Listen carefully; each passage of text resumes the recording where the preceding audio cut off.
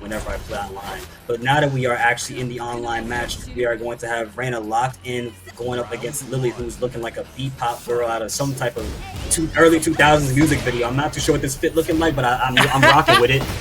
It's better than my cousin. Every cosplay just goes, hey, is that K-pop Demon Hunters? Oh my god, yo, Lili and K-pop Demon Hunters might have been something they missed out on. I'm not even gonna lie. Alright, we're getting in. Good feeling. The Rax on the 2-2 starts it up, and the chop high ban. The DSnowman doing pretty good so far. He's got the upper hand on LobMob right here, and Lili is one of those characters that is going to have nothing but a joy staying in your face and mixing you up. Locking you down with the likes of self-push such as down forward 3.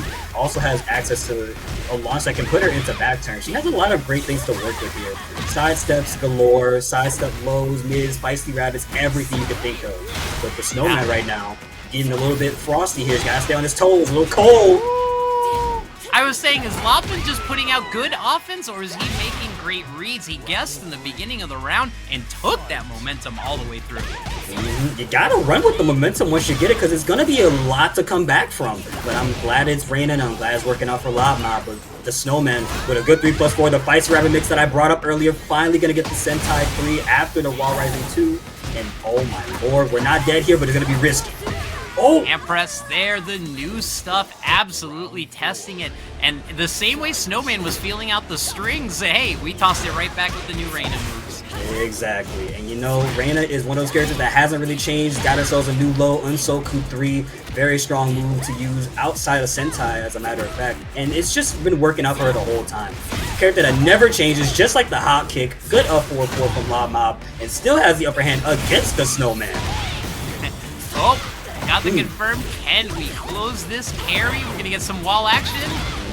Ooh, we need a setup. Whoa. Hey, look, Michael Murray, Harada, Nakatsu, we gotta talk about that. This cameraman's a little crazy. What a forward 3, by the way. Trying to catch the sidestep and managed to do so. Woo! But ducks the second hit of 3+4 from the DSnowman. And that's LobMob's first game. You know, the ballerina twirl, but no one was ready for it. Lob got hitting the gut kick and giving him the check. That's game 1, but it felt like it was a lot closer because they were just making hard reads on each other. Right, they were definitely making hard reads. And you know, nothing pleases a player more than having hard reads in a game like this, man. You always want to be ready to have a read ready. Because once you know, you know. Do you want to be right or do you want a W? Exactly, you gotta pick one or the other, buddy. Go over to the wall. And that's an unbreakable grab too, outside of that stance. Attacks the shins once again. LobMob here has got the DSnowman on their toes, just runs up with the heat smash, reading the get up kick option, and that right now is round 2 on our side. Whoa! Hey, I'm gonna hop back, and if you get hit by it, oh, the block on the sweep. Oh, never mind. We ain't got time to think. Press X. No time for relaxation. You know what's? You know, this is the Sonic X song. You gotta go. LobMob just trying to figure out where to strike at the DSnowman, lands the hits, gonna get the guaranteed stomp for it as well. Locking us in with the slash kick, but DSnowman fights back with a sniffle string. Flips on him real quick, blocks the low, but didn't block the mid follow up. And that's a good call. And that's on counter here too. Should be dead. Yeah, robbed right back, but LobMob's movement and ducks and these low reads have been just showing he's been ready. There are times where DSnowman whiffed, and he was already ready with the low parry. Yup. It also goes to maybe show that, you know, he has a lot of experience fighting this character. I feel like everybody that fights Lili does have to be prepared for what this character can bring to the table. Again, it is just that quick to lose against this character as it is to get into this character, to play her. There's the down forward 3 again. Didn't get a full combo though. Eesh. Oh my god. First Matterhorn of the night. Let me take a shot. Sidestepped us all and then sidestepped the cameraman on a one-hit finish. Okay, locking us in with the elbow, the thunder elbow. That's what that looks like. Good 7C split kick. That block was perfect. Waited for the second hit, took the maximum punish. We are optimized here, looking like a battery. Yo, the battery. Shout out to the Jack player, the battery. Oh my goodness, all inside of the bag, but a hop kick fighting back. 1, 2, 3, 4, 5. Oh no, he dropped it. It wasn't prepared for it. Well, LobMob takes it confidently, and my Diamond No Ace reference didn't drop, but we will. This character is insane. Alright, the character of the patch, like I like the joke. It is King's time to shine against Devil Jin. I swear you can't nerf me anymore. You know, they say that, and then they're gonna look at Devil Jin and be like, Jin's looking pretty good, but Devil Jin needs to get another nerf. You know that's how it goes around here. Good time to shout out those. If you're watching, thanks for joining us. Give a shout out to the Matcherino. All you gotta do is claim a code with any login and you will donate directly to the pot. Oh yeah, please donate directly to the pot, because again, we wouldn't have this happening. These players wouldn't be able to make their breads, of course, without the likes of y'all helping them out. And of course, without us being here, we wouldn't have a bigger reason to get more loud about it. By the way, shout out to Dev for getting that first round. We are now on round 2 here. Starts off with a dig jab into the electric and a pretty odd, interesting combo, but it worked out in the end, because now we're at the wall with Prometheus here. Lower and low on the life, gets caught by the mid, and now another knockdown, grounded laser, 4-4-2. Oh my goodness, back 1-2. I was gonna say Shining Wizard not in there, but the Heats, please give me a moment to breathe. Tried to power crush through it. He said no, gave him the stature kick, and we are already on a point. Look at his title card. He said this ain't my main. Yo, who is Dev playing right now? Whose main is this then? I mean, Devil. You take the Jin out of it. I took the Jin out of, I took the Devil out of the Jin, and suddenly everything's fine now. Oh, I like that. So we saw Dev try to charge up the unblock right there, but Prometheus fighting back. Unfortunately, got hit this time. He's gonna have to eat another track in mid, and that's game 1 for Dev. That was quick, and it felt really confident. You know, Nex is gonna kind of need to take your time, and this is a good time as ever. Oh no, never mind. This is a good time for me as ever to say, please take that minute. Please let that timer run. Let your mind set. Let your mind adjust, and of course, ice the other person. Oh yeah, definitely ruin that flow of momentum that they got going on. You take a break, you can come back in stronger than ever. Prometheus still trying to fight back right now. Doesn't care who says what. King players will thrive when Prometheus is on the screen. I'm telling you, he's gonna be the next big thing. I'm telling you. I like it. Oh, you do the duck it. Something a lot of people gotta do more. Duck some strings. Okay, just beat him up in the face, pound him down. Backs away, goes in with the Shining Wizard, but it's broken. No wizards for you. Attacks the shins, no punish. It's gotta be -14 or so. Ducks right now, the good launch. Nice job from Dev taking it over Prometheus for that first round. That was a game of hard duck, duck, goose right there. They both just turns. Yo, you duck, launch. That's the simple, the DLP, the duck launch punish. Oh duck launch punish. Speak of the devil. Back 2, he doesn't know what to do. Rage Art comes out and brings a little bit of life. He says, I need this one back. But there is nothing scarier than a king who has nothing left to do but press buttons. Oh my god, yo, a king player with nothing left to lose? Please, don't put me in the same room as him. And look, he still has heat to work with. Okay, attacks the shin once again, down back to swiping at the shoes. I almost said I also just noticed, that man has a shotgun in between those wings. That's why I wanted to bring it up! Yeah. Like, it works, it looks really like, it's really in between, like, on the spine, so you can barely tell. If my back 3 whiffs, I got an answer. I may not have no buttons, but I ain't out of options. Ooh, I'm surprised that worked for him. That looked a little bit too slow to pick up, but it worked out for Prometheus. And now, got Dev on defense at the moment, but with a heat smash, we fight back and get our lead started. Oh Dev. No, he thought he was flying. Oh! Okay, that is the true Mishima special. Fly, dash, watching BasedBuutt, and always a treat to see Geno pull shenanigans with Yoshi on there. This is gonna be a good one. We are back in France. We cannot lose it. Man, France is good, but can I get a crepe though, please? Whipped cream on the top, add the strawberry. Extra addings. You know, Bryan versus Yoshimitsu, lore battle for 1, but 2, Bryan is one of the many popular characters amongst the players at the moment. We've been seeing his character a lot at EWC, seeing his character offline at tournaments and locals, you know, CEO, Combo Breaker, you name it, Evo as well, right? And now we're seeing him once again online in a, you know, another match setting, but this time it's Geno, but Evil here, trying to make sure Bryan doesn't get this game off of him. However, we've set up ourselves. Oh, right there, no! Full string came out and BasedBuutt taking that first round. Very good. That was crazy, and I was gonna say, you know, Bryan is a character that's sometimes a mood, and sometimes that mood is destroyed. Yes, it is. You know, you gotta go all in. Quarter circle back 1. Once again, 13 frame button, by the way. I hate that button. That hate it so much. Okay. Oh, not too sure why Butt ducked right there, but maybe was expecting a high. Yo, he just whipped the down 1+2 and went right in with the elbow. I like it.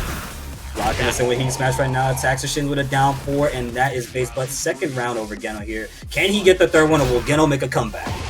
That Incinerator catches spin. Usually I pick a homing move, but now I got some intel. The more you learn from these wonderful players.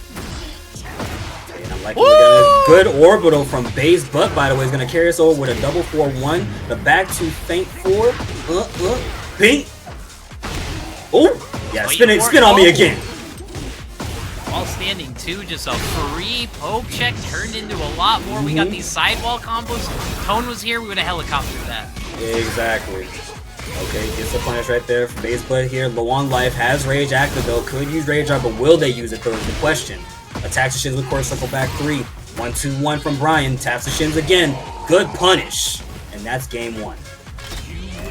BasedBuutt just seemed like they were confident in that matchup and just knew how to handle Yoshi.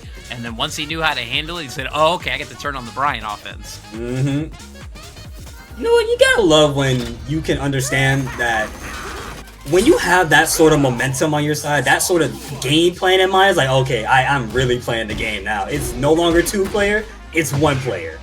Yeah, I love giving examples to intermediate, beginning players, everyone, expert level players of like what a real situation is like. And for that moment, I can give you the example.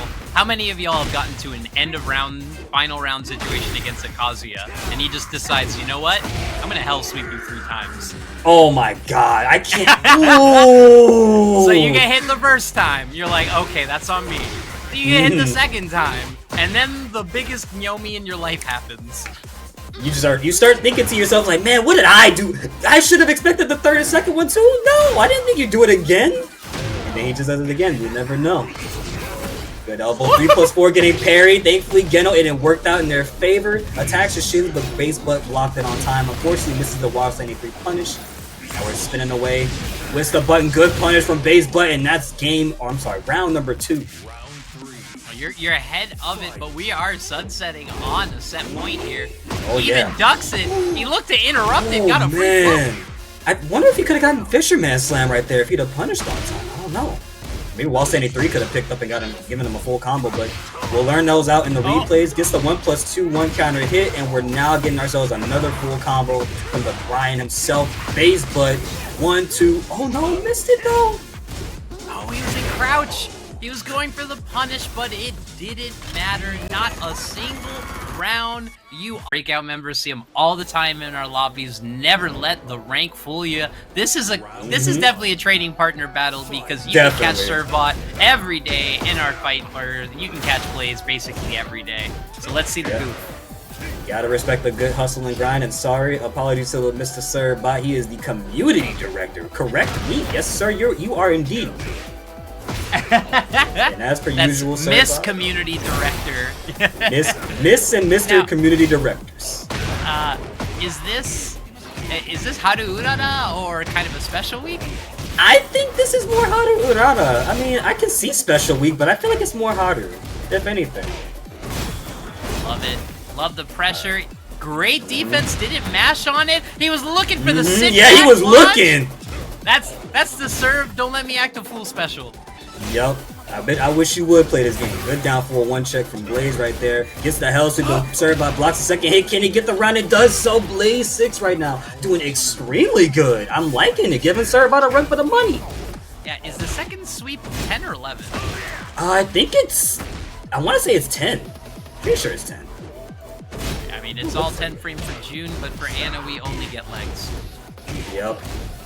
Nothing but leg. We got Simfix whispering in the air. He thinks that's a 3-star Bakushin. I don't know why I had to indicate the star level.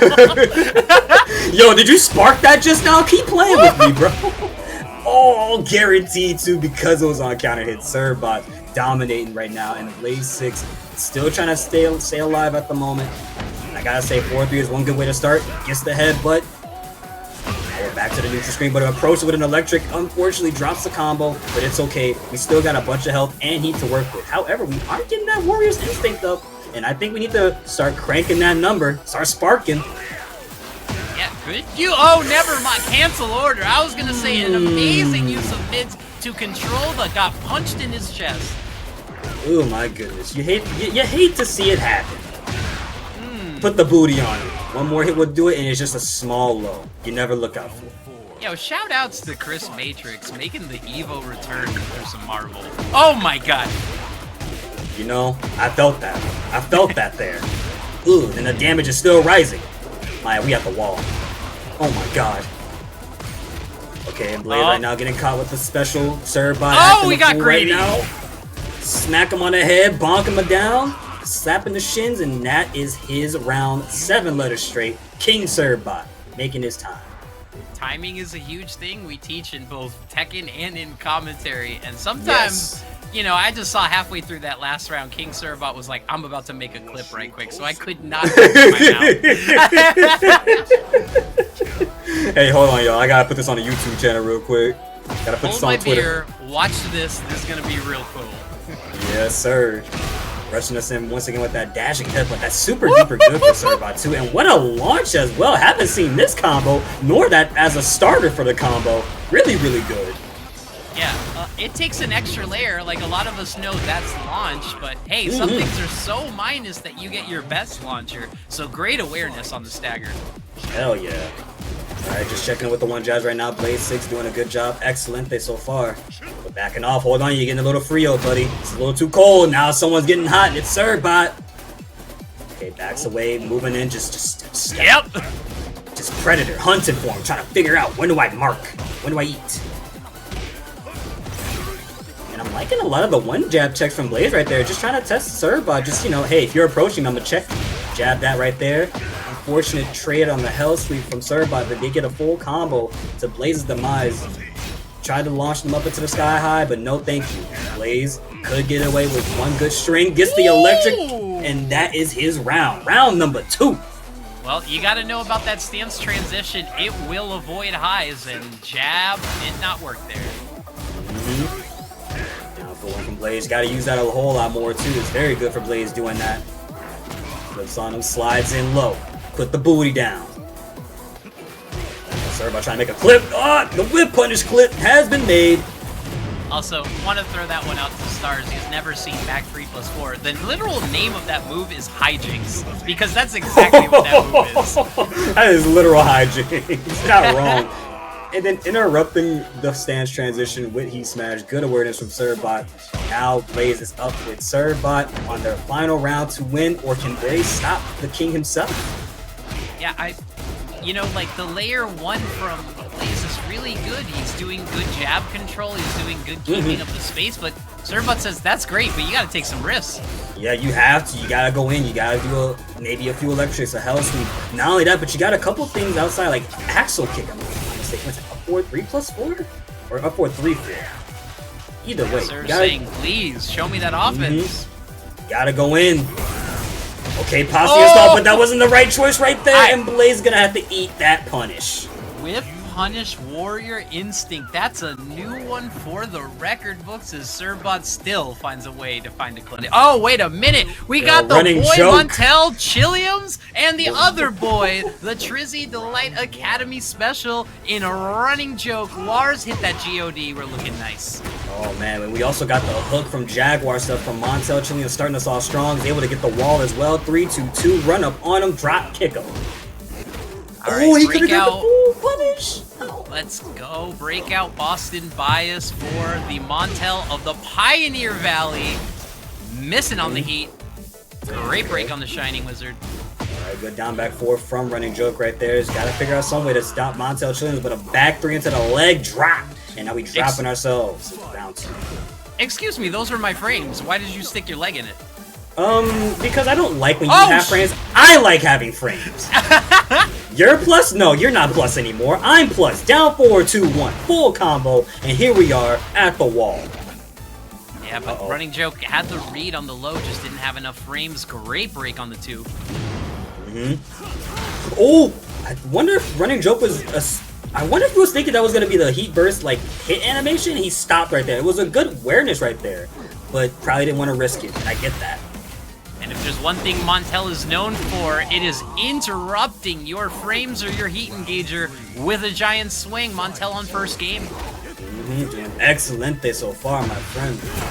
Right, now RunningJoke getting started with a big kick to the face. Blocks the mid, good job. RunningJoke finally pops the heat after so long, but a giant swing, like you just said, Maya, will always interrupt you somehow. And that's not even a blue spark variant. Had it, but didn't confirm it. Taking the free frames. Yes, this mix. That didn't counter hit. Really? And wow, shove! I don't care if this is scaled. Oh my god, and it's a full combo that was going to put us at this wall right here. Now let's see what RunningJoke can do, because again, you still have to figure out your way to get this king down to to health 0. No numbers. That stands but gets caught by the 3-3-3, drop kicking him. Just locks him in with the dynamic entry 3+4. The double shove command grab and wraps it up with a giant swing. Montel looking strong right now. Hell yeah. I wouldn't even say strong. He's looking like a god of destruction. Funny pun. Oh, he insta rematch. He said, give me that quarter real quick. Yo, Tekken World Tour rules? Nah, we running a set. Okay, 4-4 neutral 2. MontelChilliams is unfortunately going to have to eat a full combo. Ooh, we optimized with a T and a boot. Okay, Montel's finally getting some life in him. RunningJoke though, gonna get giant swing for their troubles, and we're at the wall. The damage has been, the damage is catching up. Backboard pressure, he's seen this before. Yes, sir, we have. Uh-oh, heat smash, interrupted, and that is down for RunningJoke. No, I agree. He's got to set up his offense. He's got to create mental frames, but Montel is playing way too tight. Yo, if RunningJoke is playing checkers, Montel is playing chess right now. The Jaguar step over the low. My man said, I'm not playing with this. Get off of me. And then the instant Shining Wizard. The Shining. Oh my. Yeah, you're just saying exactly how I'm feeling, which is out. Yes. It all hurts. It hurts still. Oh, no. If there's a wall, he's dead. No wall in sight. Thankfully, he's not dead. One more hit will do it though, and that's a shove. Misses the hit though for the guaranteed kill. And now we are seeing Montel finally getting. RunningJoke finally getting a round up after so long. Yeah, after taking that den mid 3 times in a row, he said no. The 4th time is it, and it won him the round. Yes, sir. Oh. Good. 1+2 from Lars. Gonna break that wall, maybe? Yeah. And Lars able to this do it. Is like... I gotta shout out. RunningJoke is optimized with every button right before the wall. He's been adjusting his combos perfectly, looking like K-Dash. You gotta love when you have good wall adjustments. That means you're very aware of what this stage is gonna do to you. Because some stages are some actual BS. But hold on. All of my life. It is now yours. Oh, wow. Good mid check with down 4-2 from Montel. And now we are on final round. MontelChilliams trying to make this game 2 his. But can RunningJoke stop the offense? Yeah, well, he started off right. He said, if I'm going down, you're getting blended. You're going to have to figure out how to blend this man because he is interrupting you every step of the way. The mental frames are finally being applied. Oh, what? Okay. Okay. Step on the J's. Make him guess mid. That was like, I thought that was secret Tekken 5 tech where you didn't want to get tech rolled in the corner or something. That was delayed hop kick into the flip twirl. Oh no, a RunningJoke has just said, screw it, we ain't blocking. No, we going all in. The cash is all on the table. Thankfully, MontelChilliams stayed down to avoid getting hit by it, and now we're getting ourselves another ride that we are being taken for. Ooh, no break. Oh no! Again? You're not gonna do it a third time, right? You're not gonna do it a third time, right? Not in the same round, right? Okay. Oh, that was smart. Took the free setup. Didn't want to take the blender. Not enough frames for the heat smash. Oh! And he broke it. He broke it. Rangers, no way! No! What the hell is happening right now? Drop kick from the back in the heat smash. This is a game people play for money as a whiffed rage art off a whiffed heat smash turns into a whiffed. A lot of us go into the cycle and go into the mix, but sometimes a down 4 will change all of the pace you need. Yep, I love the Alisa cosplay from JoeCrush, by the way. Don't ask me how that is layman's terms. All right, don't ask me how. Oh! Just Don't ask me realized how. it. I mean, Joe on the Trizzy lane, like me, just always got great customs. Makes me smile every time. True. But Toro is someone who's grinding just as much as we've seen Joe. Always on the game, never stops playing, not a day in his life, and I respect the hustle no matter what. Unfortunately, looking like Toro doing a whole... Locked, and he knew that was interrupting a button. It is hard to have that much confidence to get it, but remember, if you can lock Jack down, keep him from pressing buttons. Yeah. He'll just do that one. Right. He's gonna put Toro at the wall right here. Now, what's the setup for Jack? Are we just gonna go straight for damage? Yes, we do pick the damage choice. Locking us in with the Dennis Rodman shoulder, a shotgun barrel, no dice though. Liking the offense from both of these players. They're beating each other blow for blow right now, but it's Joe who's currently getting the better of the exchange. Locks Toro in with the heat first right there.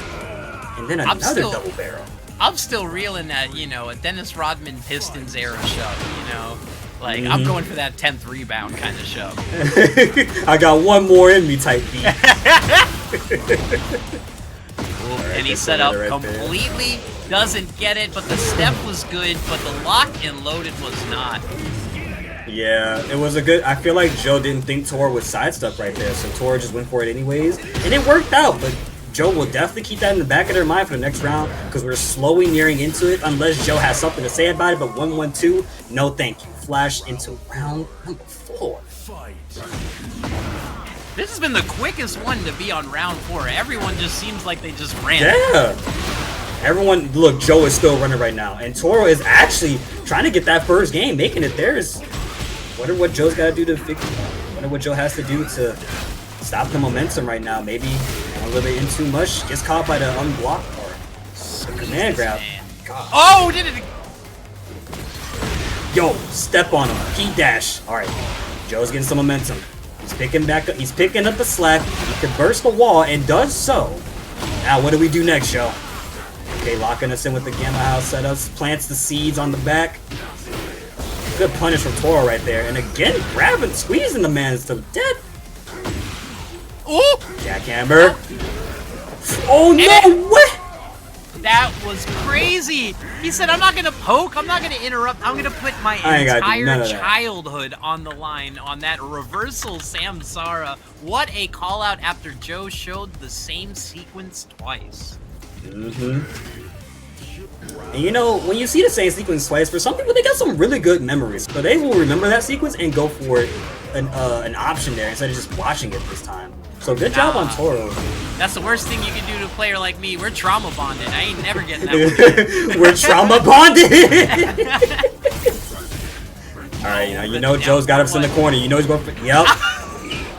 Toro said, no thank you. I'm done.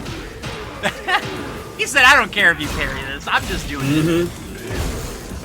And that's the mentality you gotta have. You gotta have a screw up mentality, but it's not working out for Joe. Toro definitely said screw with that Samsara. Almost at dead point right here, but blocks the low on time, thankfully for Joe, to get that punish. Now we're on round 2. So shout out still Electric, our local Devil Jin goat. He has the most impeccable use of back three Devil Jin.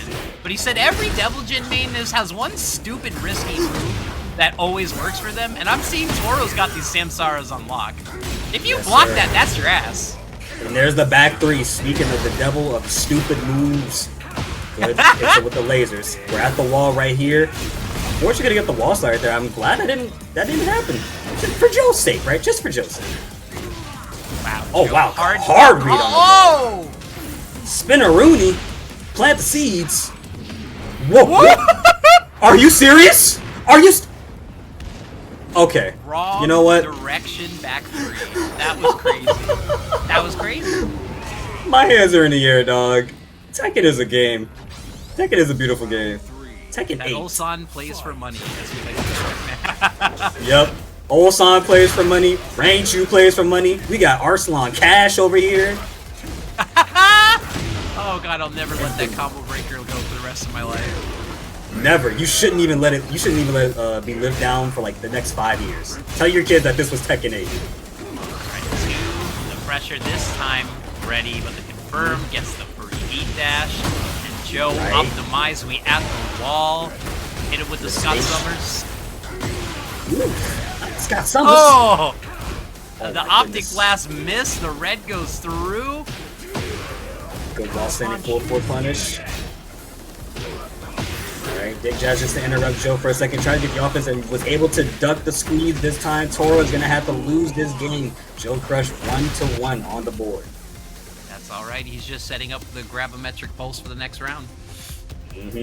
Not the grabometric pulse. Yo, are we doing this? Are we calling out the grabometric blasters too? I mean, Yo, feel it's my kind of power. the same.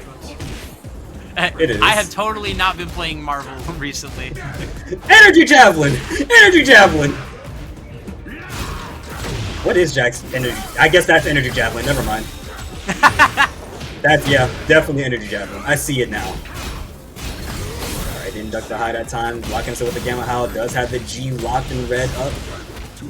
Makes some noise. Just feints it. Oh. Powers through it. Oh, yeah, don't you dare. Oh! Oh! The float! Yeah, maybe it's guilty gear now. That down forward 2 was an anti-air and it converted into a combo. The Seed Planter, absolutely not. Minus 10,842 frames. Man, the life points were going down, and unfortunately, Toro got met at the wall, didn't have any options left. Gets the up 4-4 though, and then the wild standing 4 right after. Good pickup to get the kill. Now step in round 2, locking us in with this 1-2-3. Good low parry from JoeCrush. To that wall right now. Gets the special get up again. Thankfully, in the right direction. And went for that high 3 times and just tipped those plus frames. Toro not ducking it. Hold on. Toro's trying to find the answer. Low on the life. Gotta fight back strong now. Come on, you can do it. Get your game on. We're doing good. We're getting the offense, but the spring kick, and that is the end of the run. Back to round 3. New PB incoming. As Jax would say, it's the NA special. It's spring kick win round. Yo, oh my god, I cannot remember Jack Wynn's act on the look for the life of me, but we're gonna see another stomp again. Locking us in. Double barrel shotgun, gets the tornado. And now, gets the grab. Oh, good. Jesus Christ. Toro fights back now, gets the laser for the plus frames. Back in the way right now, makes the approach. Toro is the one that needs to be the aggressor and does so properly. Gets the launch, pseudo. Little bit of damage. One more hit to do it. Wait. Oh. Okay. Yeah, he looked at that 4-4 one time too many. That is unsafe. Joe ready with the blocks. The rounds start down forward 2. Joe wants to make it a night. And then he gets the punish afterwards. You know, it don't work at the first time. You're gonna mess up, and I'm gonna get my punish. It's okay. Yeah, those same sorrows seem to only work at the end of round, not the beginning. You know, you just gotta ball out just to see. Oh. He believed in a dunk and didn't fully dunk. No! Oh no! Oh no! Oh, this is unfortunate. Oh. He's cosplaying Alisa, and let me tell you, nothing frustrates is the man who moved down to America. Hey. Let's give Azeem a shout. This is your boy here, right? Yes, sir. Yes. Shout outs to Azeem out here. I'm pretty sure, if I'm not mistaken, it's he's Dallas local. Correct me if I'm wrong, but yeah, Azeem is one of the many players out here in Texas who's coming again from overseas and has been making. How do I even word it? He's making a name for himself. Wonderful player. Oh yeah, and always has been. Basically, a mainstay at top 3 at the baddies pretty much every time. But as we get in, Cris showing the offense and the Phoenix options, getting his hit confirms on 2-2-1. He's looking sharp. Whoa, never mind. Crit. Hey, look, it's okay. We're getting back to being sharp right now. Oh, damn. You didn't want to risk moving up too far, but we slashed the sword down, and now we're cutting our way into the round 2. And I will say, though, Azeem doing a good job. Gets the 3+4 confirmed. And Azeem, one of the players that we are witnessing at the moment, after I haven't even seen him play in so long, doing pretty good with Bryan. Who did they play back in 7, actually? I forgot. That was Feng. Feng? Okay. I could be wrong, because I wasn't a Tekken 7 player. I just love the lore. The lore of Tekken 7. That lore was actually kind of insane, I'm not gonna lie. Whoa, did it twice? He's like, I wish you would do it again. Get the ends, make it, and I'll always call it Odin, but you're not the only one chucking thunder. Yep. Thunder chuckers. Back 1. Oh my god, only back to full string. Alright, good down for one, trying to check see where we're at. Good bait on the parrot there. Gets that back one. Now we're at this wall here, the octagon. You already know what time it is. About to get a little crazy. Spooky. Torgle. Great Oki setup. Even better movement. Caught him. Oh, it wasn't full charge. And he did heat burst through that too. I'm surprised that worked out for him right there. I thought Azeem might have been at the wall and died, but thankfully we're still in this to win it. And RV Cris taking it 3 rounds straight. No games lost at all. Yeah, absolutely. Or rounds, just rather. Weed whackered his ankles. He just said 5 lows in a row. What are you gonna do? I'm going to duck and pray that I don't get launched because I'm trying to block the next low coming up. You pick a god. You pick a god and pray. Every mid is a missed duck launch, even though the mid hits me. Oh my god. Also, really interesting intel, but yeah, this is what I've learned from my short time playing fellow Deer Army Cris. He likes challenging a lot of those multi-hit strings. He's not like Shidfollow pulling out a back 3 every time you jab, but you saw Azeem went for Vulcan punches 3 times, and all 3 times he tried back 3ing the timing. Yeah, that's actually pretty good that you're challenging the strings. I say good loosely, but to challenge a string is one way to let you know, or let the people know, hey, you do not have that right to use all of these strings on me. I know what strings you're trying to go for, and I'll figure out when and where to interrupt them. So pick your poison wisely. Sit here in space. Caught him trying to move and press on the 2-string. Duck, never mind, righted the ship. Big damage incoming. What kind of... Okay, Azeem pulling out the cool looking combo. I like that. 380 damage, locking us in the back 1. Reads a sidestep and keeps us locked in. Tried to respond with a 4-3, but the trade worked out. And now both players low on the life. Gets the punish on the Ice Age. Does the full string, but doesn't actually commit. Which is good, but no longer good for Azeem here. Down a round. Yeah, you have all that Phoenix dash time to see the hit confirm the 2-1 guaranteed. Alright, steps in for a second. Both players just kind of figuring out their pace. Yep, like you mentioned, that back 3 parry on the Vulcan punch.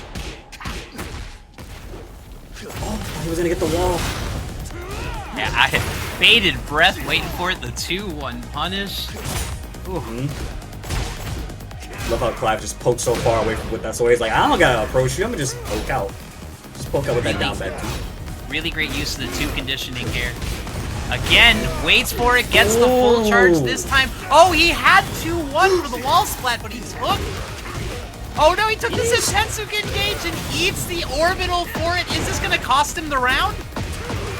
Let's see, because we're at the wall right now. Doesn't want to use Rage Art, goes for the full Gatling, and actually it is costing him the round. 20 hits, 98 damage. Jesus Christ. RV Cris doing well. Caught him ducking with the 1+2 entry, and now we're at force. What you ducking for? Get parry too, matter of fact. Don't you try to run away from that string.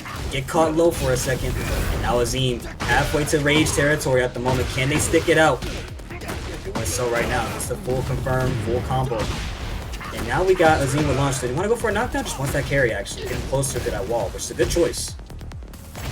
Can't stress that enough. No punish? Is that not punish? Oh, great step. Good night hit by the Requiem. Set up the twirl, do that thing on the pole.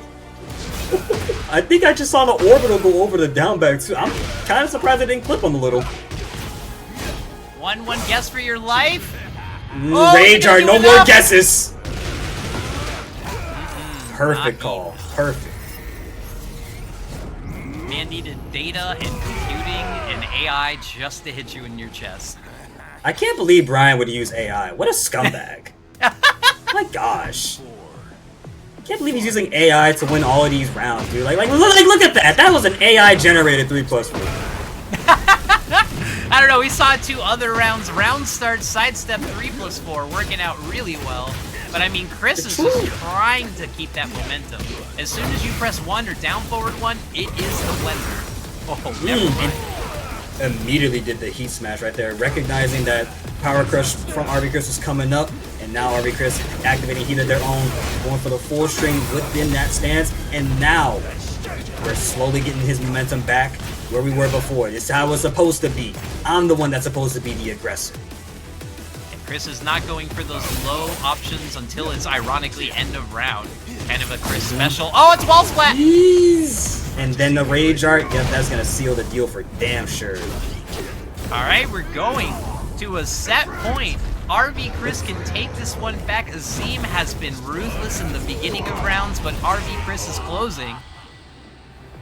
My man is acting like a hawk right now. Azeem trying to scout out when exactly is it his time to press on RV Cris. And RV Cris, same situation as a hawk himself, scouting out when is the right time to go down, dive in. Down back forth, Cris right there. Azeem on defense, once again, blocking, stepping away, but sidestep 2-1 catches my man's lacking. Locked at the wall, gets caught with the low.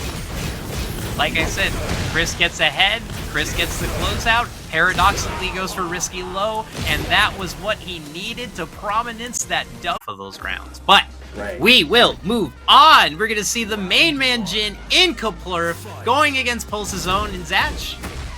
Yep. Shout out to Kaplurf, is a constant breakout attendee over here and has been doing pretty good so far. We've been watching my man's come up too. It's been a minute.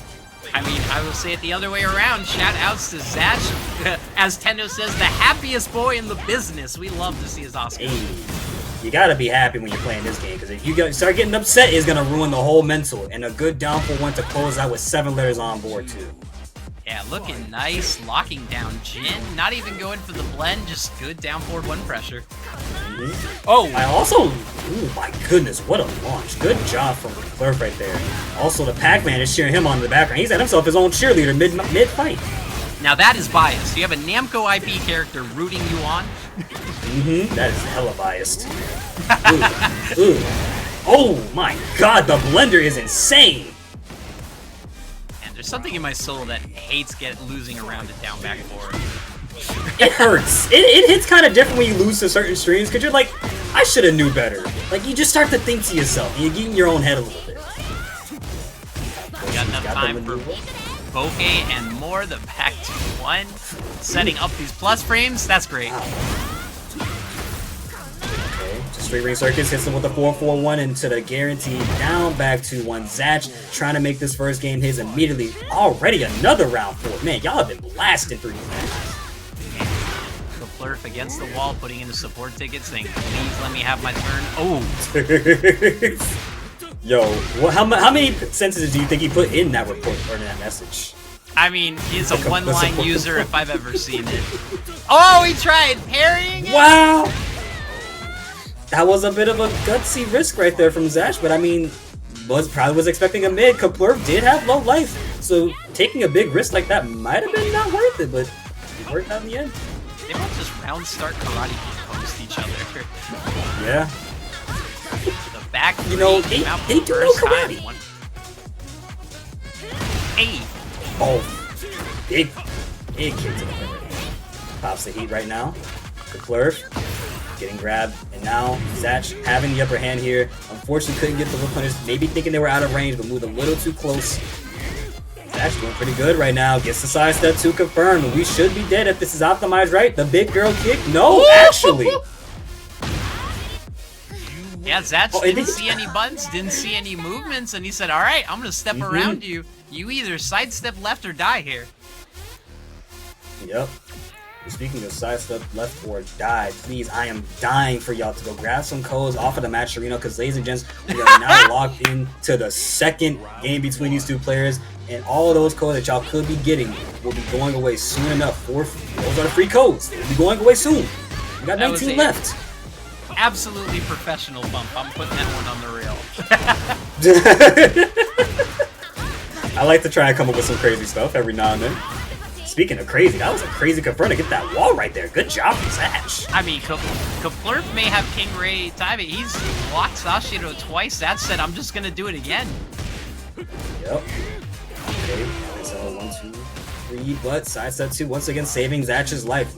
And that's actually a very good button on Asuka too. Sidestep 2, good mid is her heat engager, and it gives her heat dash as well. So, I mean, once you land it might just be GG's for you. Great duck. Oh, good duck. Hey, he got away with it once, and Kaplurf was not gonna let that happen again. Doing it on block is risky too. That's why you gotta make sure you're hit confirmed now. They didn't finish the hell sweep right there. Wonder what the idea was behind that. Didn't finish the second hell sweep. Kaplurf might be missing out on some damage, but it doesn't matter. We pick up with the grab, and that is now round 3 on our screen. Alright, it's running. Okay, the up forward 3 controls space so well. And also, it's only -4. Wow.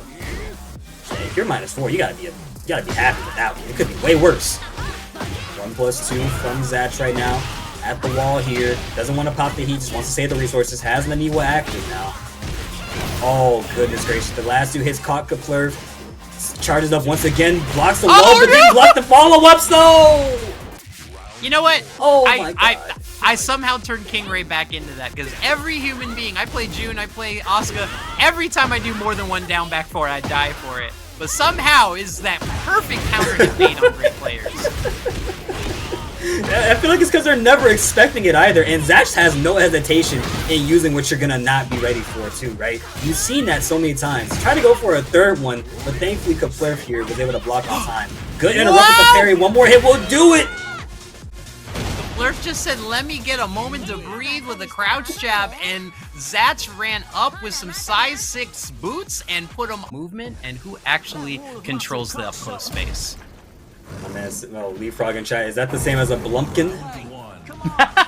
Whoa, now. Hey, careful now. Listen, we're family friendly around here. Alright. Cloak starting us good, but Montel fights back. And again, Montel, we just seen earlier fighting RunningJoke, so I wonder if we're gonna be seeing maybe a few more less giant swing interrupts, because he was one of those characters. Quick back one. Also has access to like Peekaboo and Albatross, and again, this character presses buttons. He wants to make sure you're not doing anything, and speaking of back one, we just seen it. Yeah, back one's gonna put in the most amount of work if he just doesn't want to see it, but this is gonna cause Montel to use those power crushes, your muscle buster, and of course, your back 3. Yep. Good down forward 2-1's gonna get the full combo popping heat to make sure it's stabilized, but missed that last necessary hit. However, we get the heat smash anyways. Hook guessed wrong. Not too sure what the answer that they were trying to do, but it's not MontelChilliams. Honestly, I think it was moving because I didn't see counter hit. So yeah. But unfortunately, when King is that close to you, you can't step it. Same thing with Bryan heat smash, but absolutely just taking advantage of this wall pressure, and he's mashing. Oh no, Montel is not looking good for the homie right now. I wonder if he could have gotten a full combo off of that.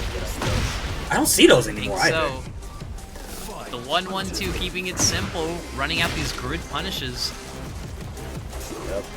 And we're still on this small area of descent into subconscious. The floor isn't purple yet. Now it is, speaking of the devil. Okay, commentators curse on that front.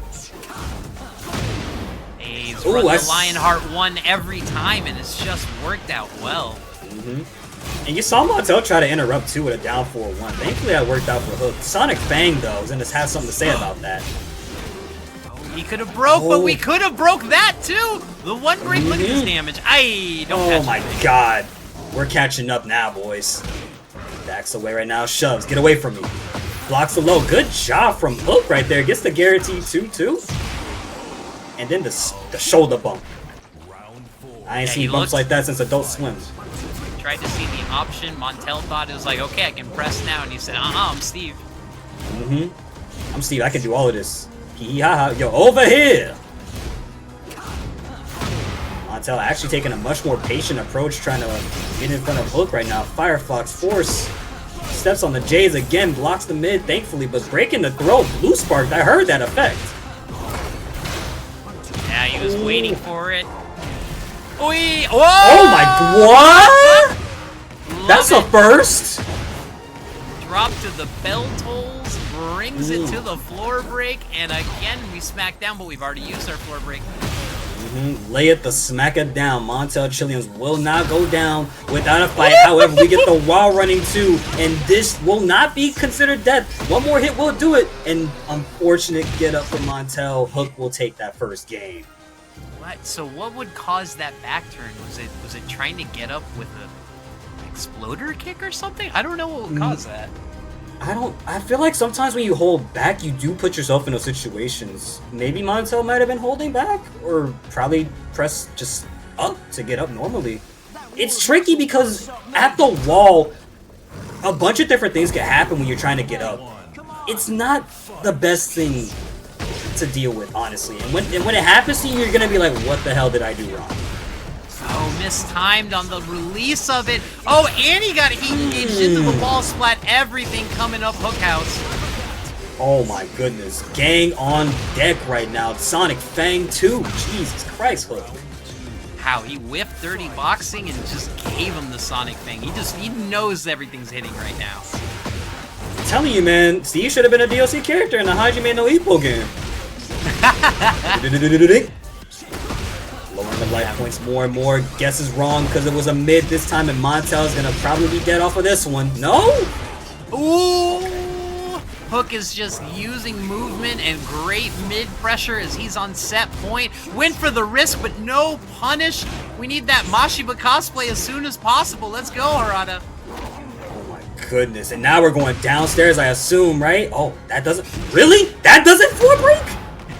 Man sitting on the ground breaks the floor. Man lifted 20 feet in the air doesn't break the floor. There we go. We ducked the Lionheart 2 and the forward 3 with the fanciest of scoops. And now we're going downstairs. Alright, Maya, we gotta get the janitor out. The stage is about to get a little bit sweaty right here. Both of these players lower and lower on their health bars. Hook breaking the giant swing. Able to Jaguar step away, gets the leg drop too. Hook, unfortunately, down because of the low. There are so many King moves that look like they should floor break, and I just saw half of them not break when the ones that break. Welcome to the game where you get mixed up by animations. Tekken 8. Not only did he not duck it, but he also pressing, getting a full launch out of the counter hit. Hook right now just going for straight damage. That and was 100 clean. Fire. The Fox game. Well, we need no introduction. This is our second time seeing King Servbot, but going up against a breakout regular in CheeseYoni. Absolutely lethal, Alisa. And I think this is a Maruzenski King Servbot is rocking right now. I see the red. I thought it was El Condor because of the mask, but... Oh, you're right. I didn't even pay attention to the mask. Yeah, that's... Okay, it's gotta be probably more El Condor possible. I apologize. Shout outs to the chat. We're all Umusuve nuts, so if we see it, it's just activation. Neuron activation. Great! Yeah! That wall? What the hell? Hey, I learned something new again. I thought I could sidestep left duck, and I got floor blasted. Or, sorry, wall blasted, just like that. Again? Oh my goodness. Servbot just got cut down like a log. Unfortunate for the Panda, because bamboo is their favorite thing to eat. However, CheeseYoni is like, you're gonna have nothing today. Ban robots. Ban androids. Ban robots. They're not real. Why are they in the game of people fighting? This is an AI-generated character right here, I'm telling you. This character uses AI, dog. Alright, we're at a wall interaction. Is it going to happen soon? Are we going to see a wall blast? CheeseYoni lower on the life right now. Goes in and actually gets the interaction too, speaking of it. And now CheeseYoni with a solid combo here. Now you got to think, does CheeseYoni want to go for just, simply enough, just run up and bait it out? Oh! Oh, man, that's a very common thing. A weird thing to say, but her head fell through the wall, so she was unable to blow him up. This is a Tekken 8 sentence if I've ever heard one. It went through the little gap on the wall back there. That's where it went through. But unfortunately, that's a common thing for Alisa. At the wall, you gotta go for a different tornado choice, because, what is that? Down back 2-2? I cannot remember the exact input. But it is definitely not useful at the wall. At least for a tornado. Why are you paying all these G-Corp people to watch the arena? We're fighting. We got explosions. Can you give me my head back? Funding problems. Yeah. We didn't have enough funds. We had to, shield people from the company. So now we got ourselves a trailer that talks about why we love this area so much. The underground arena. I also appreciate the bear hug because I love you too, girl. But right now it's back to CheeseYoni, who is still in action. Blocks the mid, good job from Servbot, also blocking Cycle Pressure. However, you got buttons, just basic ones. High chainsaw, blocks the mid again, trying to catch my man Lack. Oh, punish that!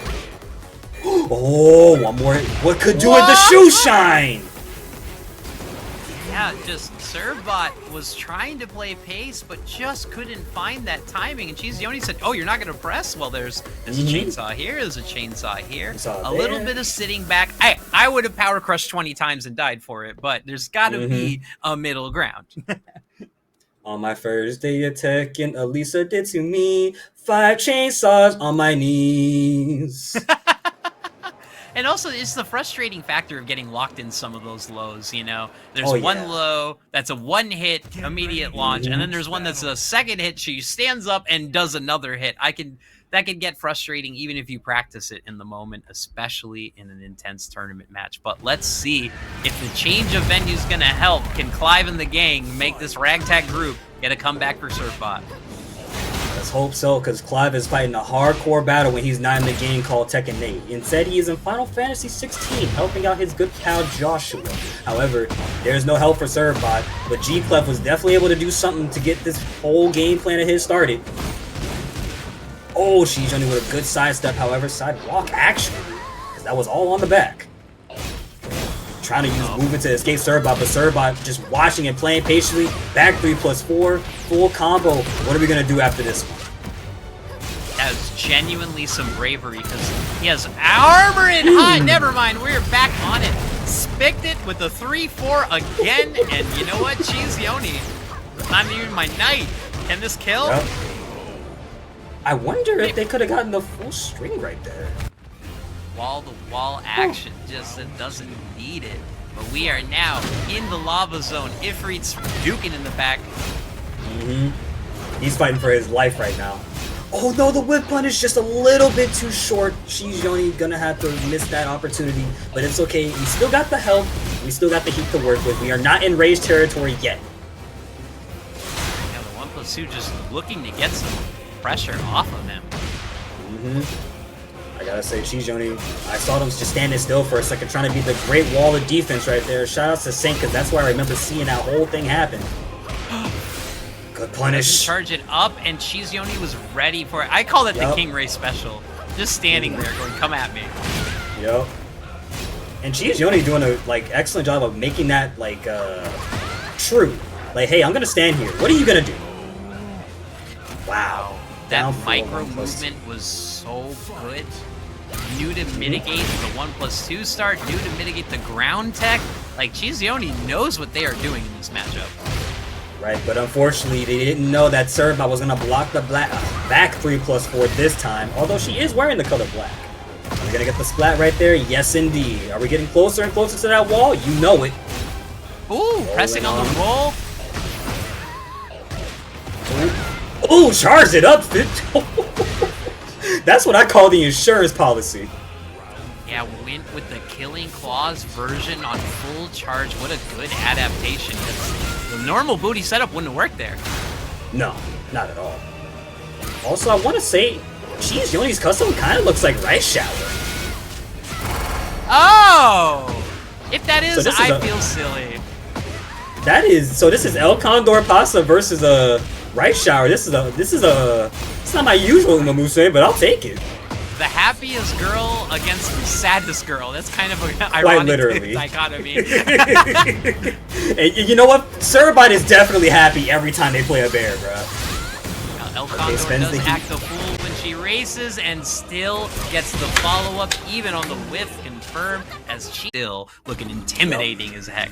But intimidating as heck is one of the best Jack Gates you'll ever see dressed up as Alisa, as we have JoeCrush against Tomoriru. We just seen 2 AIs, and now we're going downstairs? Okay, no, I'm sorry. That was Tijuana Twister. I lied. Sorry, Chad. I'm sorry. The floor curse. Yep, every time. Tomoriru here, one of our breakout usual attendees over here. Very, very good King player, and has been making a name for themselves. Good to see them coming up, because, man, this dude is strong. Not as strong as Joe, though. Gets a full confirm off the heat dash bubble. And now we're going to be seeing a very annoying situation that everyone hates. Jackhammer, down full, crouch down full. Joe backing off and chooses to charge up the shoulder. Are you Yo, let that man breathe! Let me get up! Like, damn! Man got smothered in the ball pit and no one came to help. Yo, he went to the McDonald's playpen and said, yeah, I'm gonna keep you down, bro. He got Man, poor Tomoriru, gonna have to recover from that somehow. Runs up, tried to make Joe, I guess, hit that time, but thankfully, Joe didn't get caught by it. Oh! There we go. But it's on the side though, so it's gonna be a little bit tricky to make work. Joe just turns it into a back turn setup. There's gonna be some crazy Oki. Hella crazy, yo. You couldn't even get the chance to block correctly. Hold on, Tomoriru. You got 20 more seconds coming up. Gets the giant swing. Again, he adapted the front belly wall splat into guaranteed ground hit. That was crazy. You know, Joe is definitely one of those players that knows how to optimize a combo in any situation. I've seen side combos, back turn combos, and man, he makes it work in his favor. Yeah, I would say the only other people, like I said it earlier in the stream, are like King Ray, who of course has every button for the job, and somebody like K-Dash, who invents movement with Lars. My man is inventing movement. Yo, he is playing Tekken 9 deep down. We just don't know it yet. I can't prove it, but he is playing Tekken 9. He is behind the scenes. Oh my god, Joe just said this is a victorious boxer's round. Use the 2 button for 3 days, then duck launch perfectly. And then gets the floor slide as well for that extra damage because we still had Tornado active. Now we're at the wall. Tomoriru, can you survive? Rage Art comes out. Snarl Gang representation comes in the chat, and suddenly Tomoriru turns it around. The one kid in the audience says, "Got it, champ!" And here comes the comeback. Yo, there's that one kid in the back of a WWE arena just shouting out John Cena. That's the never equivalent. mind. Never mind. 10th frame kills us all. Alright, my hands are in the air. I spoke a little too soon. I'm sorry. I'm sorry. Wow, Jack told that kid to shut up. Gave him the he's the heel. cannon and everything. Yo, they put the camera in front of his face whenever he wins. It looks so like... I don't like seeing his face. I can't look at his face. It's like looking at Armstrong from Metal Gear Rising, bro. No time to charge Dr. Jones. Oh, never mind. Both players had a full stick of butter, but it's going to be Joe who has the most butter to work with. And actually gets a little bit of heat retention back right there. Keeps the heat a little bit more too, but back 1-2. Tomoriru said no thank you. Here we go. Big clothesline. Alright, Joe choosing to stay grounded was a good choice right there. And doesn't want to retain any more heat, just spends it right there for the extra frames. Good run up, the timing change. Joe just buttons, keep out Jack. I love it. Down forward 2 with punish. Does it again. Couldn't keep him out no more, but now we're at the wall right here. Could be a very ugly situation. Blocks the back 3, gets the wall confirmed, and that, ladies and gents, that is round 1 in this second set for JoeCrush. I don't know, there are so many times where I'm like, Joe lost this round, and I turn my head for 1 second, and suddenly the health bar is nowhere to be found. You're probably wondering how I got here. Again, look at this combo. Uses a different option, doesn't go for the grounded hit because it hit differently, got ducked and launched for it, rewind. The good old DLP, duck launch punish, only for $5.99. You can get that right here. Matter of fact, we can add in an extra floor splat for that with a 3-2-2 setup. Alright, now we're all ducking pros. Yo, we're playing ducking, not Tekken. Oh, counter hit giant swing. Alright. At the wall. What does Joe do now? Well, sometimes it happens. You gotta make the guess. You gotta take a risk and guess right. Joe probably wasn't expecting a down forward right there. However, Tomoriru did it anyways. This is the scary part. This is where Joe looks like he doesn't care. And then throws out. Oh no, that's mine. Oh, never but see. Like, Joe can make the innocuous look completely innocuous and turn it dangerous. Like, I don't care, bro. I'm gonna just do whatever I want to do. Full crouch down 4-1 right there in front of your face. You weren't gonna be ready for that. But back away. Matter of fact, I'm gonna just keep backing away. I don't want to go near you. Windmill punches. Okay, you didn't do anything. Back away. It's that frustrating feeling. You're playing your friend. They're like at range 10, and they just throw it down forward 2, and you're like, that was dumb. And you run in, you get hit by the second down forward too. And now you saw Tomoriru actually try to do a little bit of what Joe was doing. Did a bunch of shoves right there, but Joe wasn't budging. Now Tomoriru's lost on most of his life right now, and it's working out in JoeCrush's favor, who gets the full confirm for a launch, and now it is round 4. That is crazy work. Making King look slow in the wrong direction. I don't even know. You look like a Lili main right now. Oh man, well if he was a Lili main, he'd have one of the best side steps in the game, but we only have Jaguar step and sprint, so. Oh, tried the Hail Mary and gets the launch instead. Poor Tomoriru wasn't prepared for the situation at hand.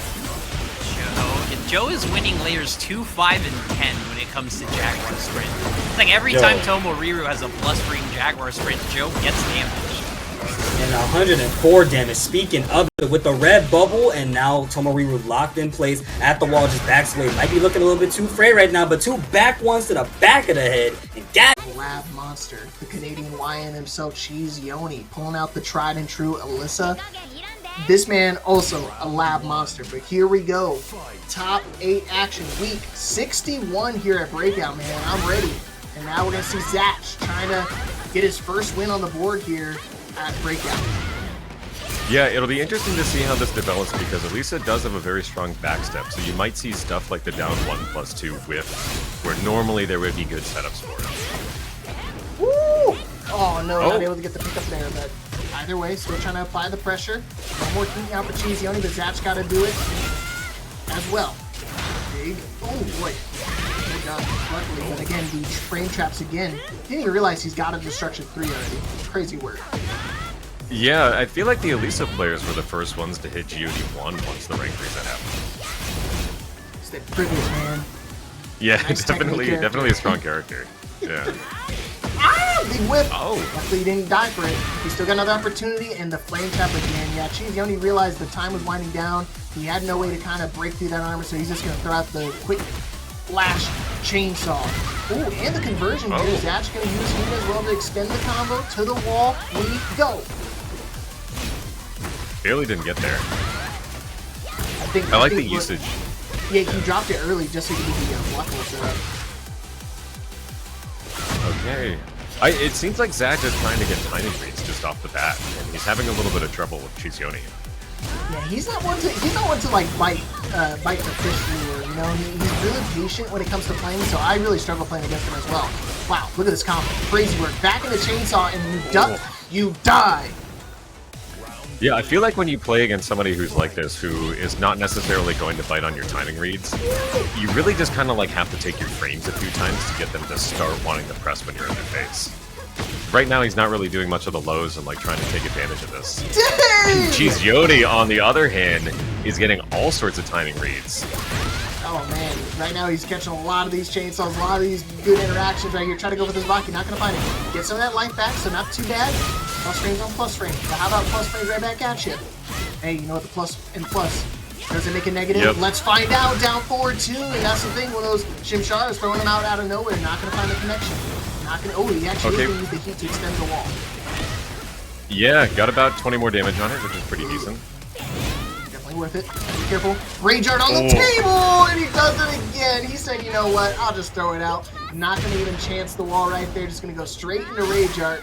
And game 1 closed out with a no round brown. CheeseYoni taking game 1.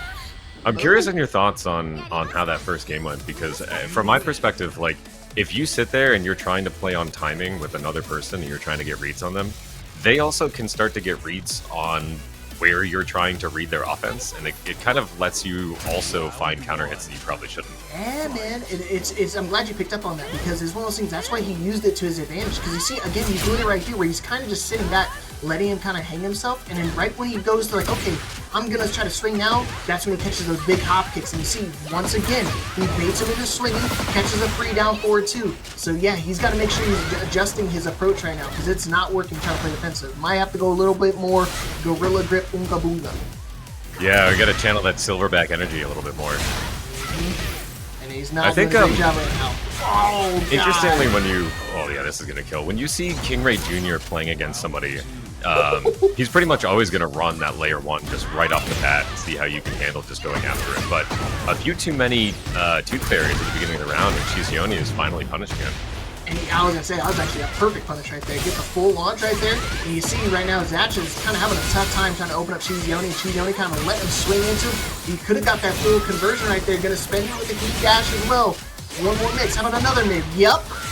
Clean wall splat. Perfect, baby. One more round here for CheeseYoni, and he's going straight to winner's finals. No hesitation. Ain't slowing down anytime soon. To the wall we go. Big damage incoming. CheeseYoni is owning the mental game right now. Zatch is trying to figure out how to put the pieces together. Let it rock again! Another hop kick out of nowhere. I can't believe CheeseYoni. He's got such a good read on when he wants to make the approach, and he's not going to slow down. Why should he? He's in heat. Might as well keep it going. Trying to bait out the heat smash, and he does successfully. And another one! No. DJ Khaled out here.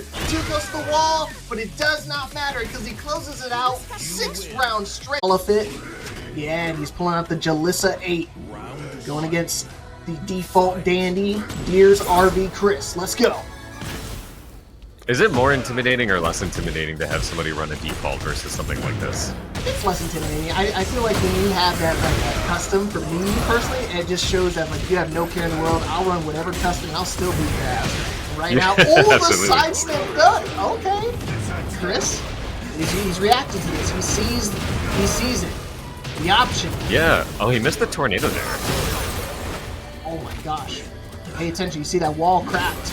So now, any regular wall spot will be enough to break it.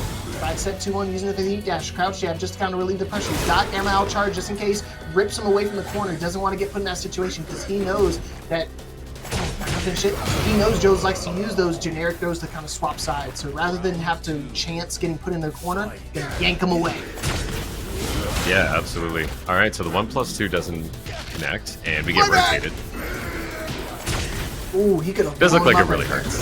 Yeah, 100%. Ooh, not quick enough. Oh. Yeah, you gotta get the Gamma Howl 4 right there because that's about the moves.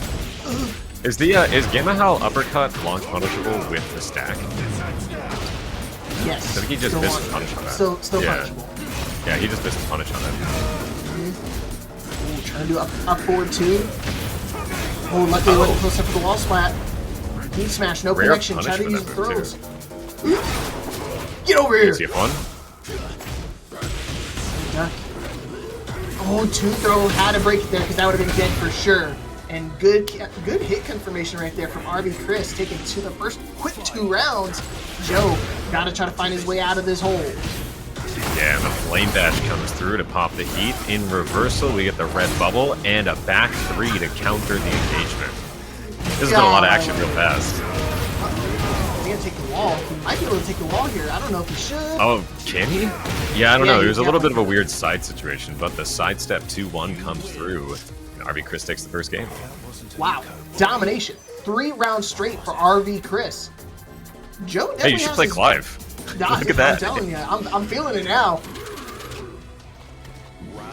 Joe has a game plan. He said, I want to run it back. Run it straight back, Turbo. Ooh, and he gets the pickup. Yeah, pressed a little too quickly right there. Walking into the machine gun punches. Clean wall. And one thing we know about JoeCrush is he's got a combo for every situation. Oh, 100%. This is why he was so good at playing Geese back in Tekken 7, man. He's got the combo optimization. He's so good at improvisation as well, but he's also good at catching these counter hits at the wall. Big damage incoming. Wall running 2 just to kind of mix him up. The bubble. Wow, that actually hit. A great jab check on the make some noise.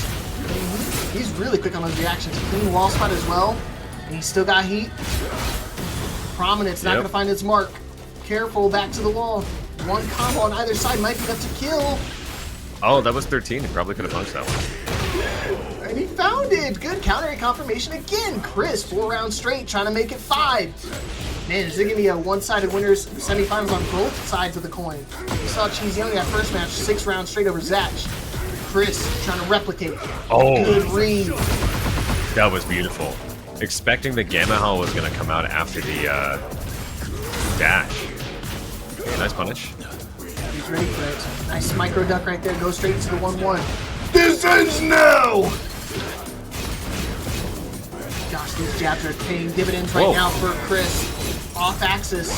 Gonna get some of that Zen meter charged up. Finishing the string! Like he wasn't close enough to that wall spot.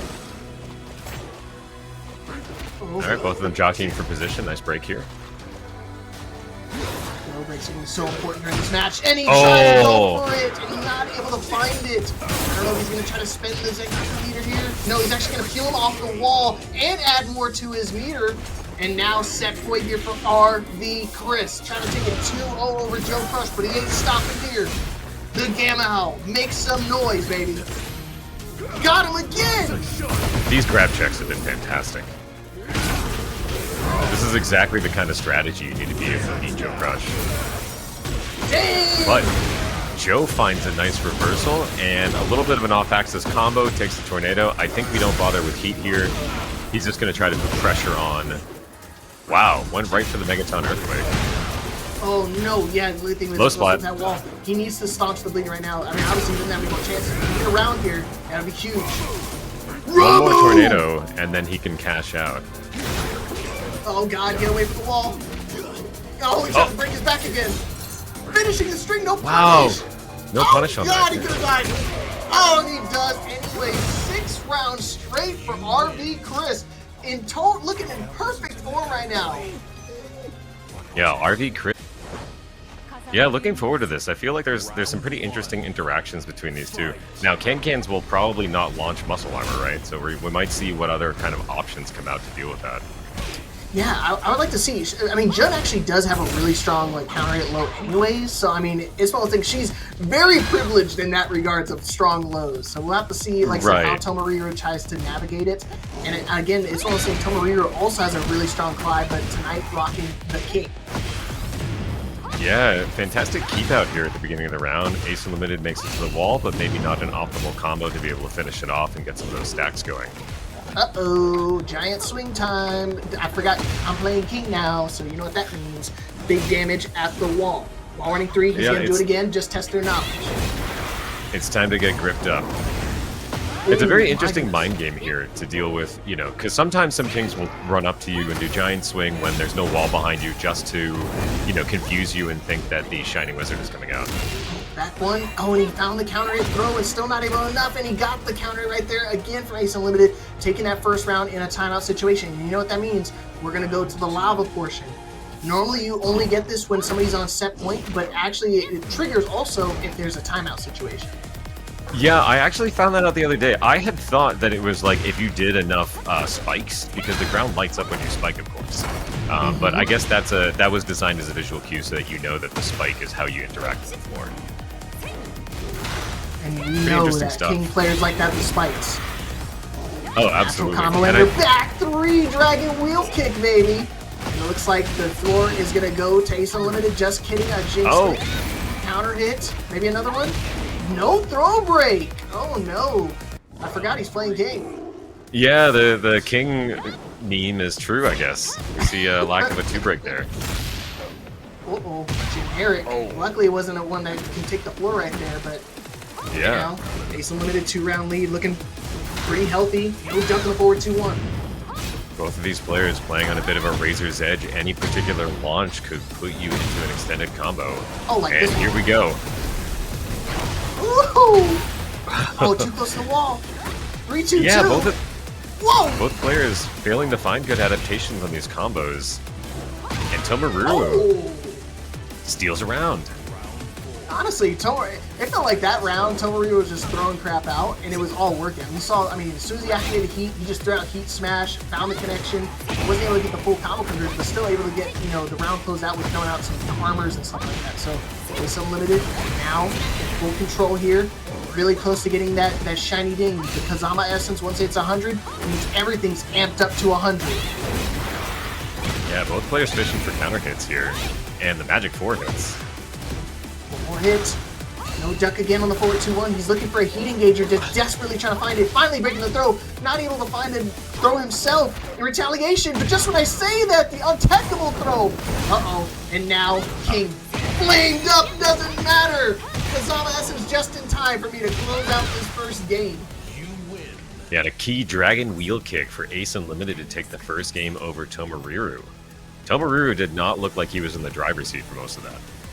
And I think now it seems, you know, we're going back to the main menu here. I would imagine that maybe the Clive comes out, but again, go ahead. I was just gonna say I'm not convinced this is a matchup problem. I don't know what your opinion on this in terms of like how King versus Jun goes, but like I don't necessarily think that like there was anything wrong with the pick. I don't know what do you think? So I'm glad you said that too. It's not. I don't think King is a good option because I think King is a great option when dealing with like Jun and her kind of her spacing play style. Because King has like a lot of great options, kind of play up front. But I think just the way that Tomoriru likes to play King just doesn't really mesh well when somebody likes to, like AceUnlimited here, likes to play that spacing and kind of stay back and bait you into swinging in that. Because King is not designed for that. I mean, sure, he's got back 3 and maybe forward 2-1 and stuff like that, and forward neutral 2, but that's not Tomoriru's playstyle. It's more methodical, and you see right here, immediately round start back 2. So that's one of those things, like he's playing that range game right back at you. You want to stay back? Guess what? I got a weapon too. And it's sharp. I think that overall, I understand this. I actually think that Clive might be a good pick against Jun in general, so it probably is good. It's good to switch. Not that King was bad, but if you're talking about a keep-out character that has a lot of potential to put into a mix, Jun really can't do much to be able to reverse one item with the sword.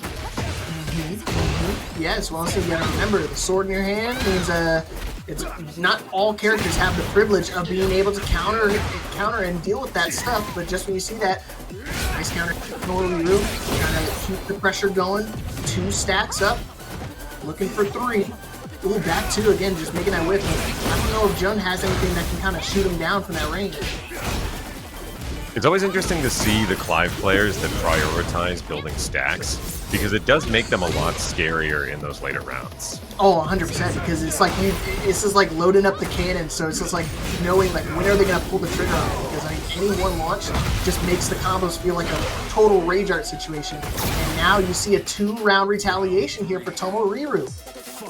Yeah, absolutely. So maybe you were right. Maybe the switch was worth it. He definitely seems to be able to throw out a lot more at ranges that are difficult for AceUnlimited to be able to challenge. No, he's actually going to play it safe and go straight into the down 4-1-2 screen. And again, these down back 4s are just paying wonders right now. Dividends back to the wall. Big damage. Oh, and that's the counter low I was telling you. Like, that one right there, super strong when you're trying to find somebody that's suppressed a little heavy. Just like Tomoriru was, especially with those back 2s. Full crouch down forward 1, I think.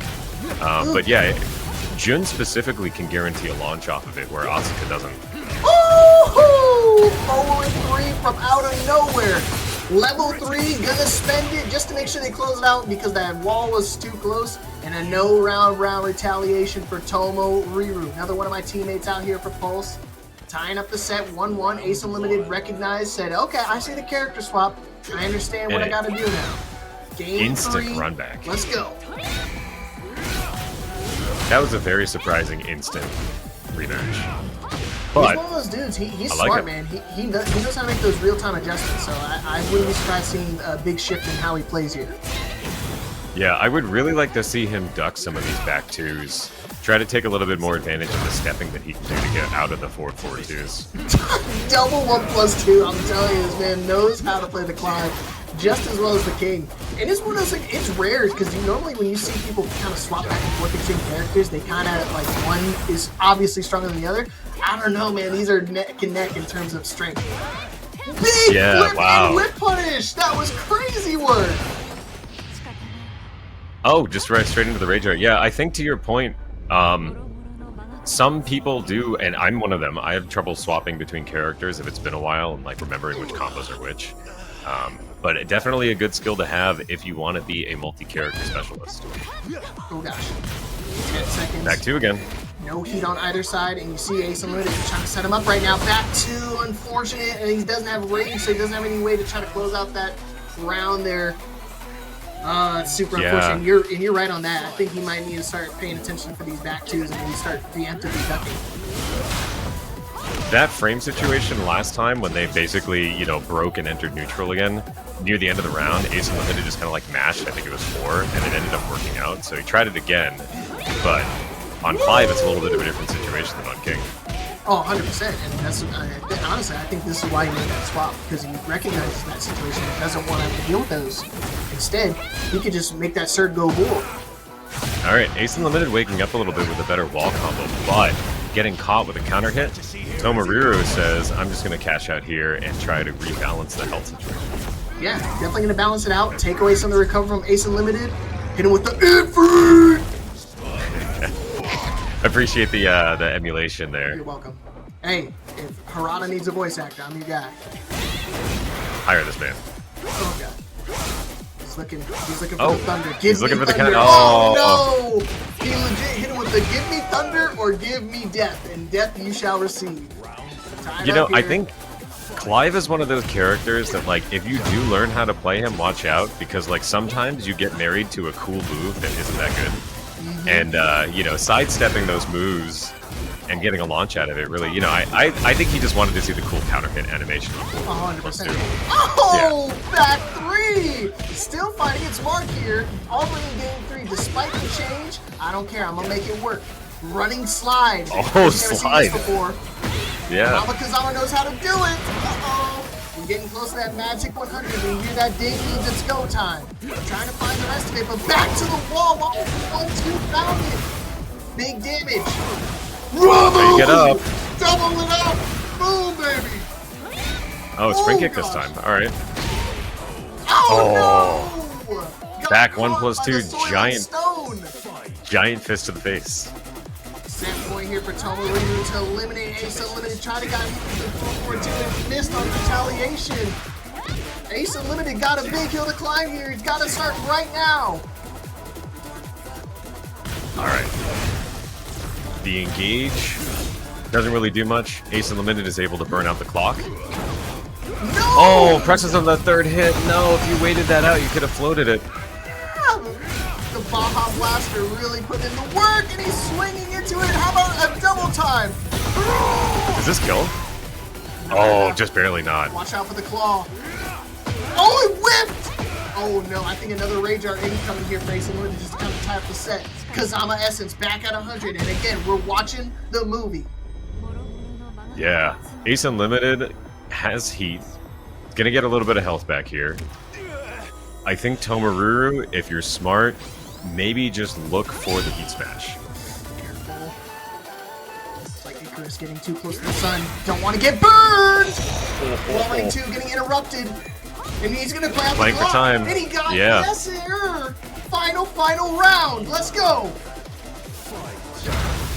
Great adjustments by Tomoriru, great counter adjustments by AceUnlimited, and finally that can connects. Finally! Like one of the first times we've seen it this entire set, and it finds its mark. Vertical! Big damage! Oh yeah, this is gonna be chunky. Dinner bell ringing, and he's hungry. He wants more! Looking for a heat engager, just trying to type the life lead to something. He gets something back already too. Found its mark. Back to the wall. Side step 1+2. Not gonna find it. The can. He's not close enough to the wall. Careful. Oh, they're positioning. Oh, they interrupted with the throw. Careful. He's got the long shot. Don't eat the Rage Art. Plus frames. Gets the wall splat. And wait, is he dead? I think that's dead, my friend. Is he dead though? Is he dead? He might not be dead. I know who to ask. All right. He's dead. Tomoriru sneaking out a win. All right, Clive on top right now. We've seen 2 out AceUnlimited from that loser side. But with that match being over, we're going to go over to the other side of the loser side. I Am Fury going against King Serbai. You want to talk about a multi-character specialist? King Serbai, one of the best when it comes to Panda and the Kuma. So let's see how he deals with Iron Does that count as a multi-character? I just give him the benefit of the doubt, you know. All right, we'll go with that. All right, bang. You get the... Yes. But good at both characters and very tricky. You see the trickiness kind of already reeling its ugly head. No punish on that. Yeah, they changed that this season. They made it that slide no longer launch punishable. But you see, Fury's got to do this the old-fashioned way. No heat, 1 life. Oh, the whiff, yeah. And you see, he doesn't flinch. He stays in Honey Bear stance the entire time. He'll do the drop back into the swing. It's almost like a backswing blow. Just, oh, I've spoken into existence. That's a real backswing blow. Well, they made it so that the bears can now shimmy back and forward in hunting bear, which, you know, adds a little extra depth option to that. Yeah, adds a little fear factor to it. It's like, oh, what's he going to do? He's going to jump around. Interrupted. Wow. What a ballsy play right there from I Am Fury. And he's going to be able to maintain that composure, keep the combo going to the wall, just short barely. If he got the explosion, who knows where it could have found its mark. No throw break on the one throw. Oh, that's tough. All right, well, they're even figuring each other out a little bit still. Yeah, and you see, I think the parry is going to be one of those things. Oh, nice down forward, 1 check from the wall running 1+2. Not able to extend that combo. Big whiff punish. No, not enough. Servbot getting a lot of value from staying down in some of these Oki situations. We're going to see whether or not Fury is going to try to adapt to that a little bit. Oh, not able to pick up. Get the mix. Double up. How about one more mix? Oh, he tried to, it looked like he tried to backswing blow that. Saw the Shadow Clone for just a second there. Ooh, yeah, not gonna work out right there. It's one of those things like you try to do those backswing blows, but sometimes with like the moves that Panda can throw out has lots of range, so it'll kind of catch you. Yeah, the bears have some advancing moves, and the advancing moves are very, very hard to backswing. Wow, I mean, surprising you still went for the wall running 1+2 right there. Last time he got checked, and you see the he tried to with parry the that. Yeah, he tried to parry that, and we just wasn't expecting it to be so slow. Yeah, the parry would have worked for instance if he did a regular move, but him throwing out the Bear Jordan, it kind of delayed it so long that it got caught up. But game 1, I mean, despite Fury getting around there, one-sided here for King Servbot. Yeah, it's interesting to see something that is like a low coverage option, like you were saying, the Bear Jordan, which normally your worry when you pop heat is that somebody's going to mash on your slightly plus frames. When you're playing against Raven, you know, maybe the issue is a potential backswing blow or a parry, and now the Bear Jordan becomes a high coverage option because it beats most of the things Raven players are going to do. Oh yeah, especially if he has the matchup knowledge, which he definitely does. I mean, he is a ranked fiend. This man's always online. He's always playing. He's always grinding this game, so he knows exactly how to deal with a lot of those, especially people like Fury who like to kind of gravitate towards that parry option. But you see at the round start, going for the parry. You see him mixing up options, going for the mid this time. Double mid. Not going to expect the third. Alright, nice armor to get off, but the plus frames continue for Fury. Hellfire! And the chip is adding up. Oh no, one more mix. And the counter low, see what he got a guaranteed follow-up again. Yeah, that's so annoying to deal with from that back turn situation. So you gotta know how to deal with it. Oh! While rising 1 from out of nowhere! Gotcha! Yeah. You see, the Raven special is definitely do something launch punishable. Notice that your opponent didn't punish it properly, and then throw a parry out on the late frames. And you're like, okay, go right ahead. The sweep under the back forward too. You saw that first round, Servbot was just kind of throwing out all willy-nilly, and now he recognized, okay, you want to duck? You're going to catch the bear paw to the face. And not the one on top. Once you start using those high crushing options, I think the hop kick is a great way to come into there. Oh gosh, gotta be careful. Maybe... Hellfire! Walks right into the golden clones, but the classic G-Clef cannon comes in. The Rage Art is going to secure this round for King Servbot. Trickery continues. Are you kidding me? The random Bear Clef cannon. He just knows exactly when he wants to, when any of his opponents want to try to go in and try to close out that round. So always having that in your back pocket, it's always terrifying to deal with. So you got to be making sure you're trying to bait those options out as well. Because again, even though they're big lumbering characters, they can throw out pretty quick moves. Yeah, you see it, well, with certain characters, right, they have like a first and a last weapon, and I feel like G-Clef is the first and the last weapon for Panda and Kuma. You know, it's the first thing you learn how to use, it's your tornado move, and then you figure out that you can just use it anytime somebody wants to jab you. It's funny, there's a couple moves, you know, all throughout, oh my gosh, we see it again. Again, it's one of those moves like you see it all throughout the game where like some characters just have those moves that are kind of like cheesy, kind of silly, and you just never expect to use it in a realistic scenario, but then when you put it in the hands of somebody who's like really high level, they find a way to make it work. When you see the beach ball, there's no toys here, it's all fun and games until you get beat to death with a beach ball. Set point for King Servbot. That solved a question that we had earlier about whether or not the Bear Jordan would catch the backswing. The backswing won. So that's interesting to see. But twin pistons, Bear pistons coming through. Bear Jordan No heat to coming. capitalize on. Oh god! Oh, he parried it this time. Oh no! my god! Yikes! He thought he got away. He thought he had time, but the Bear, I'm telling you, when. This will be interesting. And you see what he's starting off with this time. No more King. Going over to the Clive Rossfield. Yeah, and I think, interestingly, King and Clive are probably both decent picks against Asuka. Ooh, but round start? Zatch is probably going to have to shake off some of that previous loss and try to find a way to put on some pressure in this match. Every journey begins with a single step, Anakin, so he's got to lock in right here, right now. The pulse team kill incoming. Garuda Cannon. Waha! This is a great start. Take the tornado? Yep. Oh, he put himself for the floor blast here, too. Oh, but chose not to take it. Okay. He's going for the mix-up. Kind of bait him out. Got to be careful. Close frames can't do anything. He can't really... Oh, and he's going to go for the sweep. Yeah, I'm surprised he didn't try to take the floor down. I was with you. I thought he was going to take the floor immediately there, but you see right there, Tomoriru found the clean wall spot, just barely missed out on the combo. Would have been enough to kill anyways, but now a chance for Zatch. 10 seconds on the clock. No throw break on the generic. And Tomoriru with a sneaky 2-stock so far from that first round. Ooh.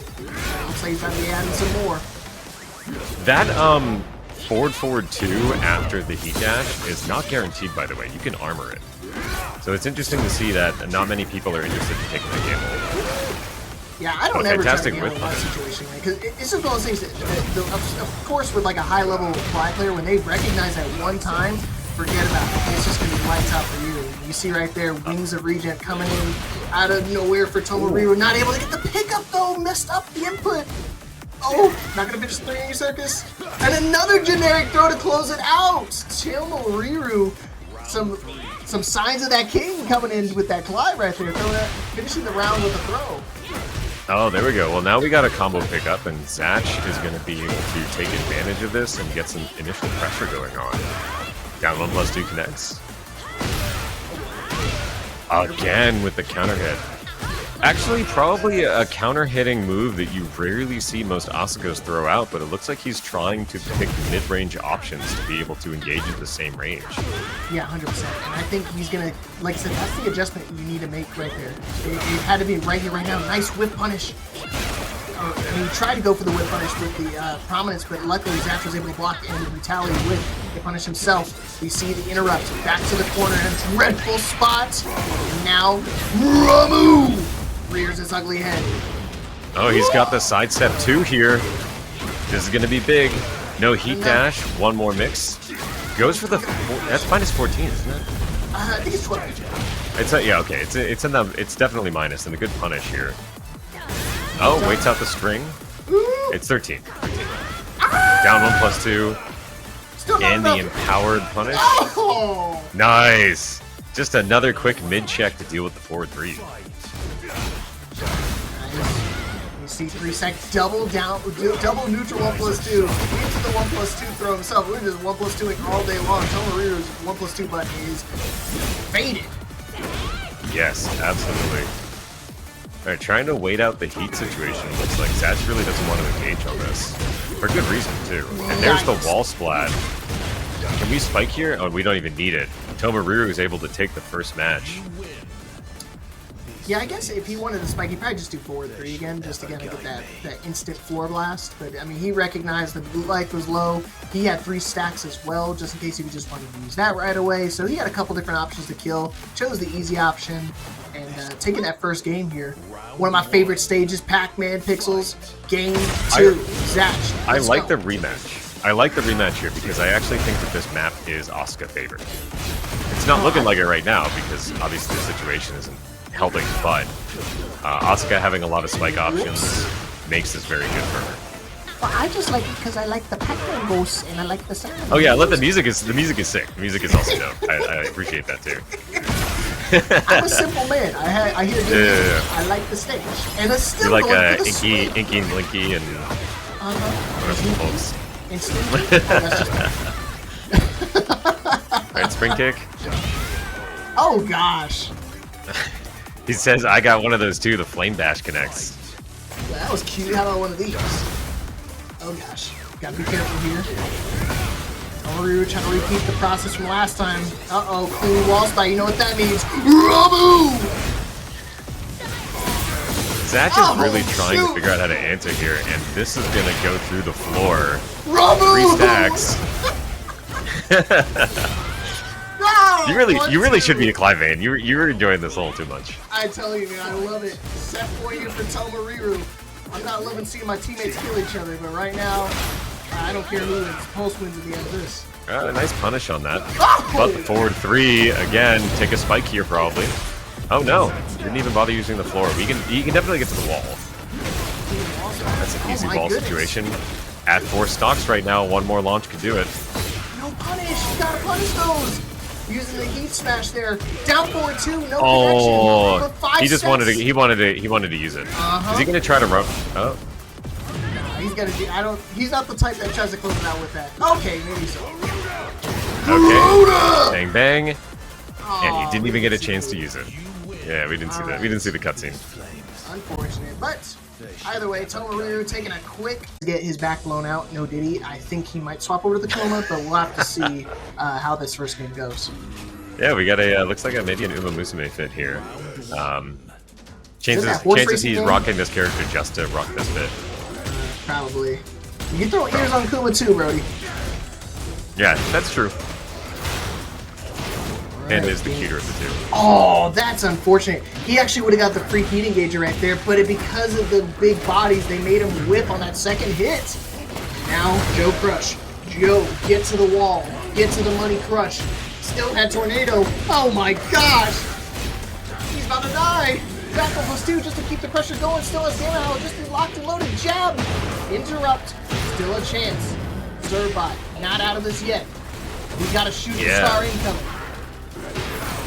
Got the plus frame pressure, and Servbot jumps over him. He's facing the wall now. All right, while we've got this slight reprieve, Jackson Betta with a $37.26 donation. Thank you for supporting the players in the stream. That is definitely going to go to a good place tonight with one of these winners. Yo, is that my man JB Jackson Betta? One of the best to do it. He's about to get tournaments up and running again. If you like him for, go see him. Back to the damn! Back 4-2! Big counter hit. Next Tuesday. Next Wednesday. Yeah. Pop heat. Bang, bang, bang. Oh, Colin ducking. He bit. Oh, He play dashed. solid till you don't. Oh my gosh, the combo adjustments. Can I get an exclamation point clip right now? Somebody clip that combo. That was beautiful. Yeah, that was very smart to use the heat dash to deal with the sidewall. Oh, the setup, man, it's so good. So normally you just get the guaranteed 10 frame there, but as well as, or you get a guaranteed 11 frames there, but most of the time what he does that single jab just to kind of align them and make sure that they don't try to instinctively try to shot. Yeah, absolutely. Uh-oh. Oh god, really, it was too graphic for TV, they had to cut it. Yeah, they had to cut away real quick. That was about to get bad. Whoa! That was instinctive wall rising 2 there. Nothing came out though from Joe. Must have just got caught moving. Uh-oh, careful, that thing's got recoil.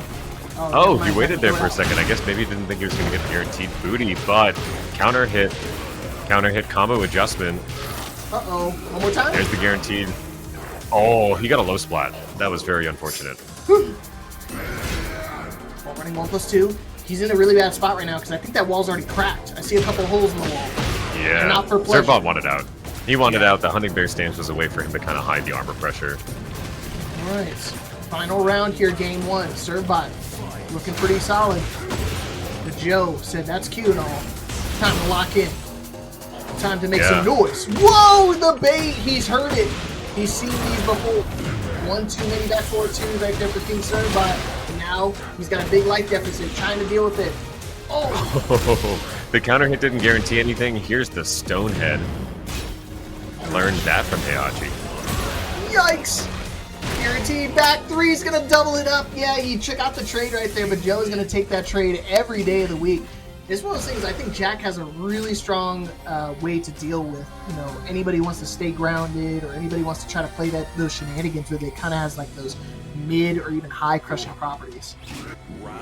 Absolutely, yeah. And JoeCrush picking the right option. ServeBot now is going to be a little bit behind trying to mount an offense. Oh boy. And I have seen it looks like he's a little late on the punishment game in a few places too, like that down forward 2. He was actually using like it looked like a 10 to 12 frame punish and wasn't getting it done. Yeah, it's negative 14, so got to make sure you try to milk out as much damage, because again, Joe's not going to give you too many openings, so if you're not taking those openings when you can, he's going to eat you up. Oh god. Yeah, I think I've seen 2 rounds where he's gone for down forward 2 round start, and then ServeBot has tried Demon Breath to punish it, and just wait. Yikes. Yeah, and he got the back 1+2, so even if that didn't kill right there, he had the full combo conversion ready, locked and loaded. Punish? Nice! Perfect punish right there. Fantastic. And with the wall, this is going to set up a pretty tough situation for JoeCrush. And you see, so what he's doing right there, that's another mix-up type situation where he normally does like the booty, the guaranteed, like once or twice, just to make sure you know, like, okay, he knows how to do the guaranteed combo. I'm just going to expect him. I'm just going to take it. I'm not trying to do any get-up kicks or anything. But then that's when he starts filtering some of the big lows. God damn. Oh God, he just... my back! King ServeBot said, I am not ducking. You're probably going to throw a mix out there, and then the mix never came. Alright, set point here for Joe. Get to the money, crush. Gamma Howl, forward 1. Give it to him.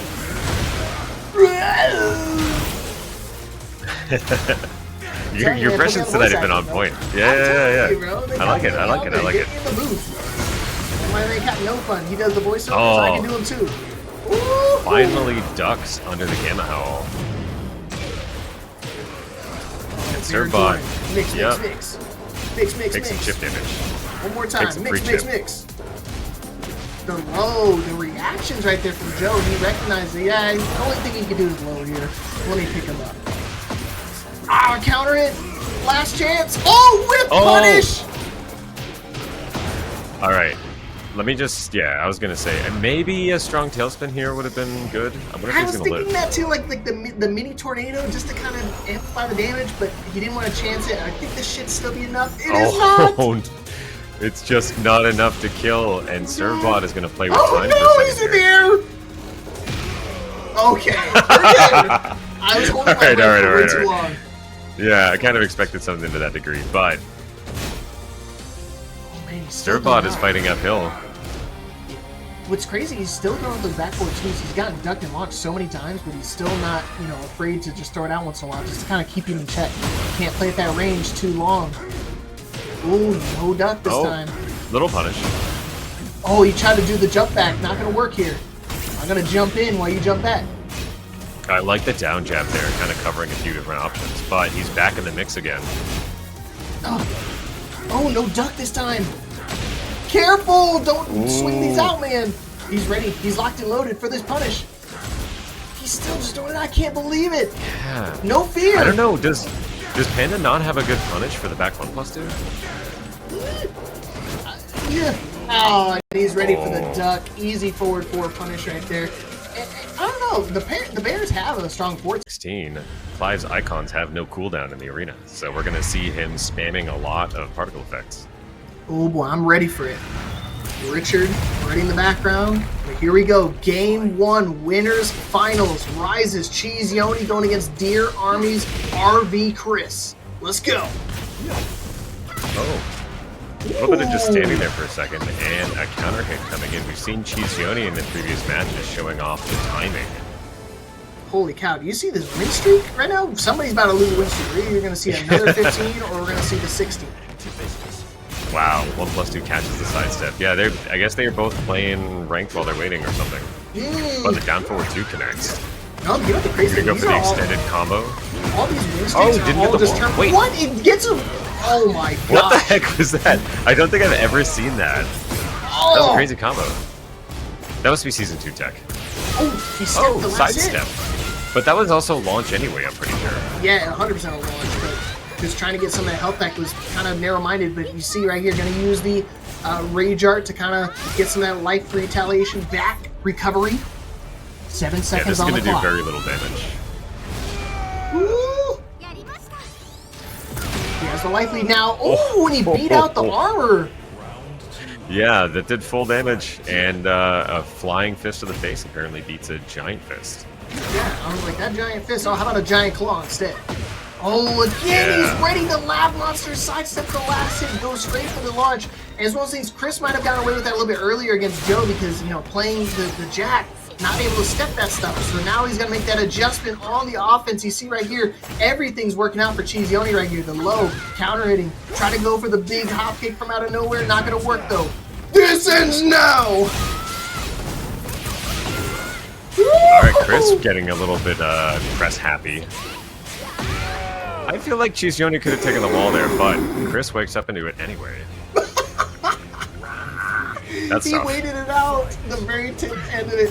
Me and my Aspa have the same exact feeling towards that. We wait out the entire thing, and the very last hit catches us, and we wind up getting punished for that stuff. Super unfortunate. And you see CheeseYoni just not slowing down at all, maintaining pressure, maintaining offense, and keeping that lively. Baits out the parry. Yeah, wasn't able to take advantage of it though. With Alisa, you never want the great duck under there.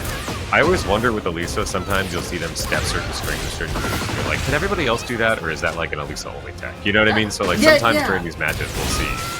We're gonna have to take a look at that because honestly, I kind of feel that way a lot, both with Alisa and Lili. You know, kind of oh, luckily he was in the air. That was so smart. All right, both of them jockeying for that last bit of health. And CheeseYoni saw something fake and decided to press on it. Neutral 4 to close out that round. No magic 4s here, but still magic enough to close out that first round, that first game. But again, so the reason why he finished that hop kick, he recognized it wasn't a hit connection, but because he got hit out of the air, it puts turns into a float conversion, so it's not going to do as much damage in that situation. Right. Whoa. Oh, look at this step. And able to chase him down a little bit. All right. Cris has basically pressed on every single chainsaw situation so far. Ooh, how about you press on this? This is gonna kill. Lights out! I won't do the yell, I won't deafen your eardrums, but I can do the yell too. You've heard it, you heard me do it earlier. Hit it with the Baja Blast. One of my favorites, man. You know what's favorites? Up forward 2 here for Alisa. Ooh, had it. Shout out Baja Midnight. Passion fruit. Passion's my fruit. Fruit is my passion. Calm down there, Drake. Oh my god, CheeseYoni is just working this. This ends now! Ooh, prominence. Forward Connection.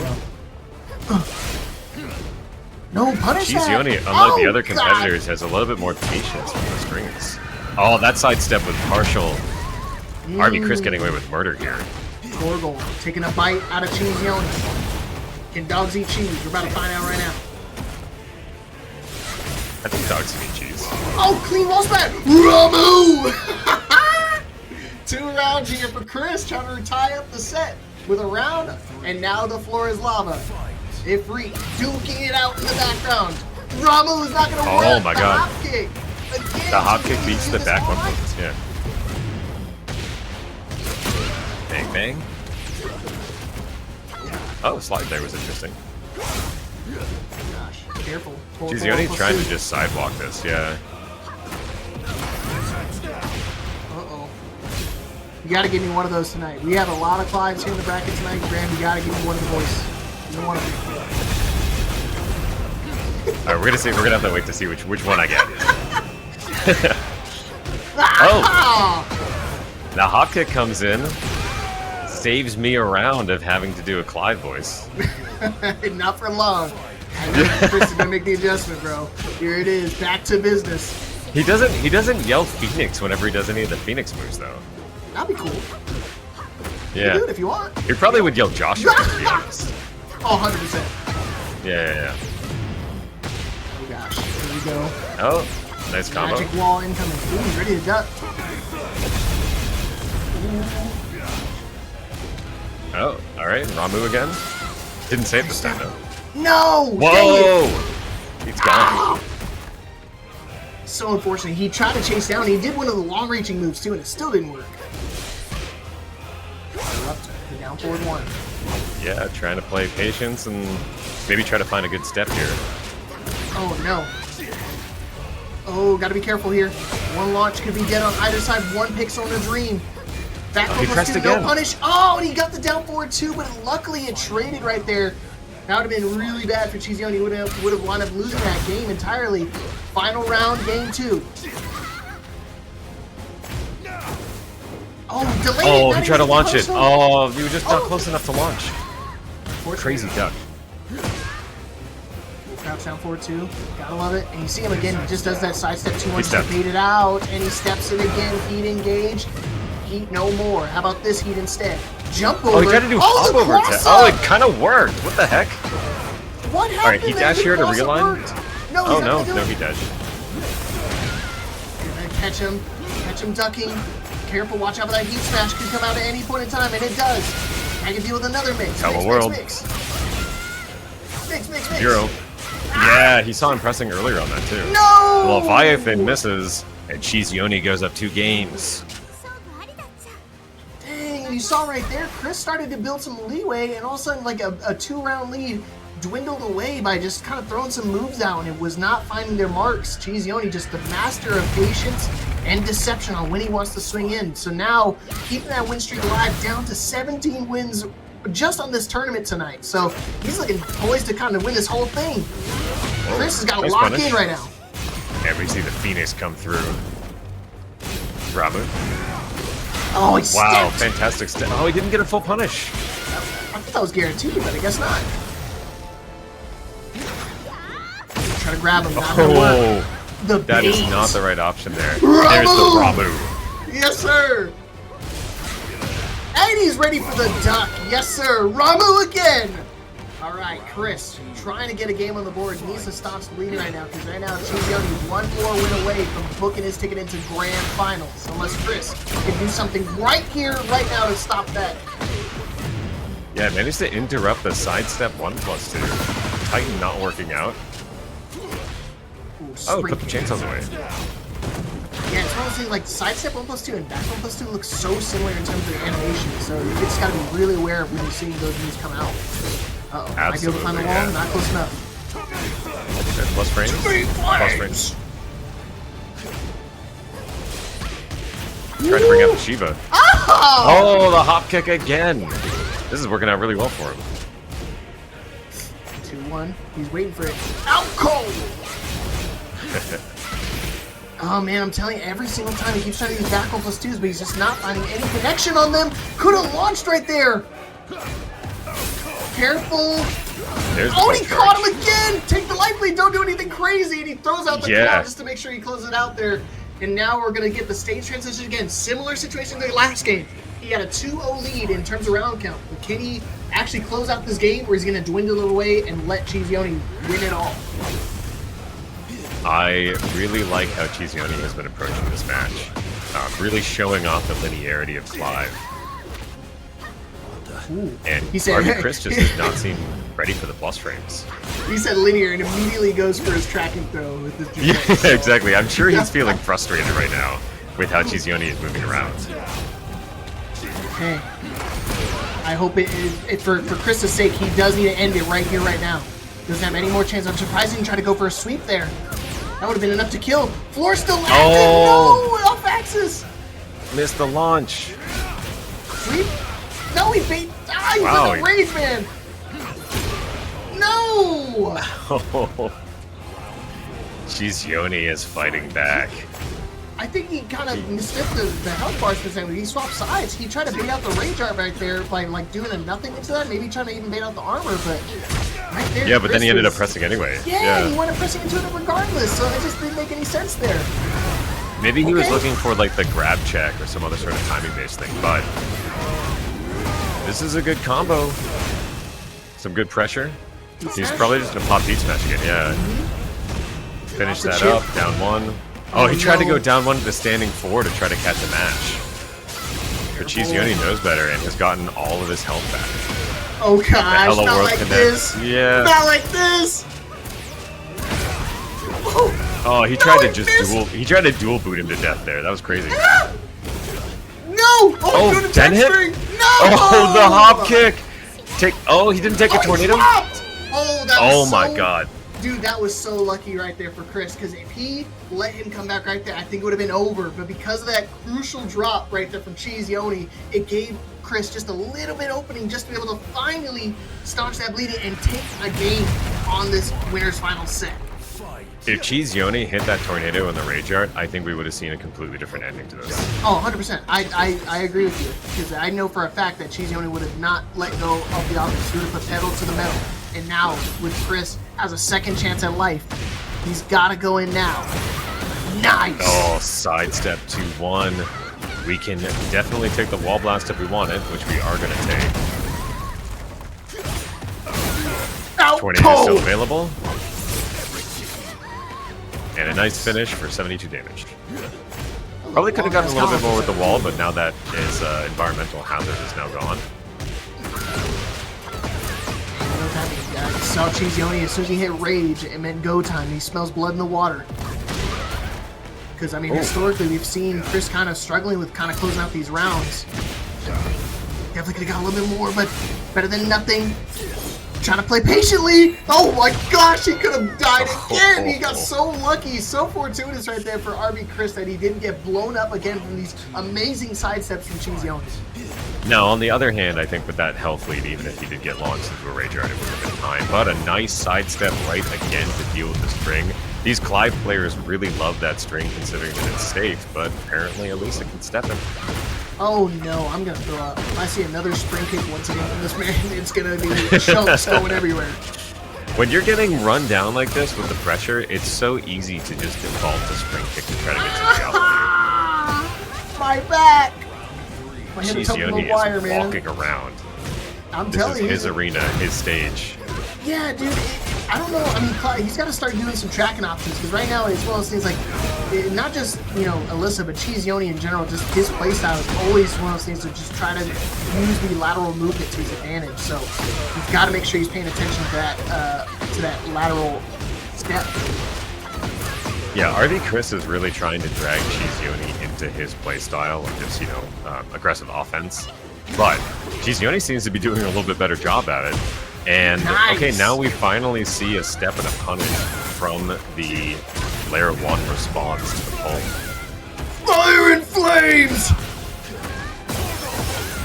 Nice! Oh. Mix, there you go!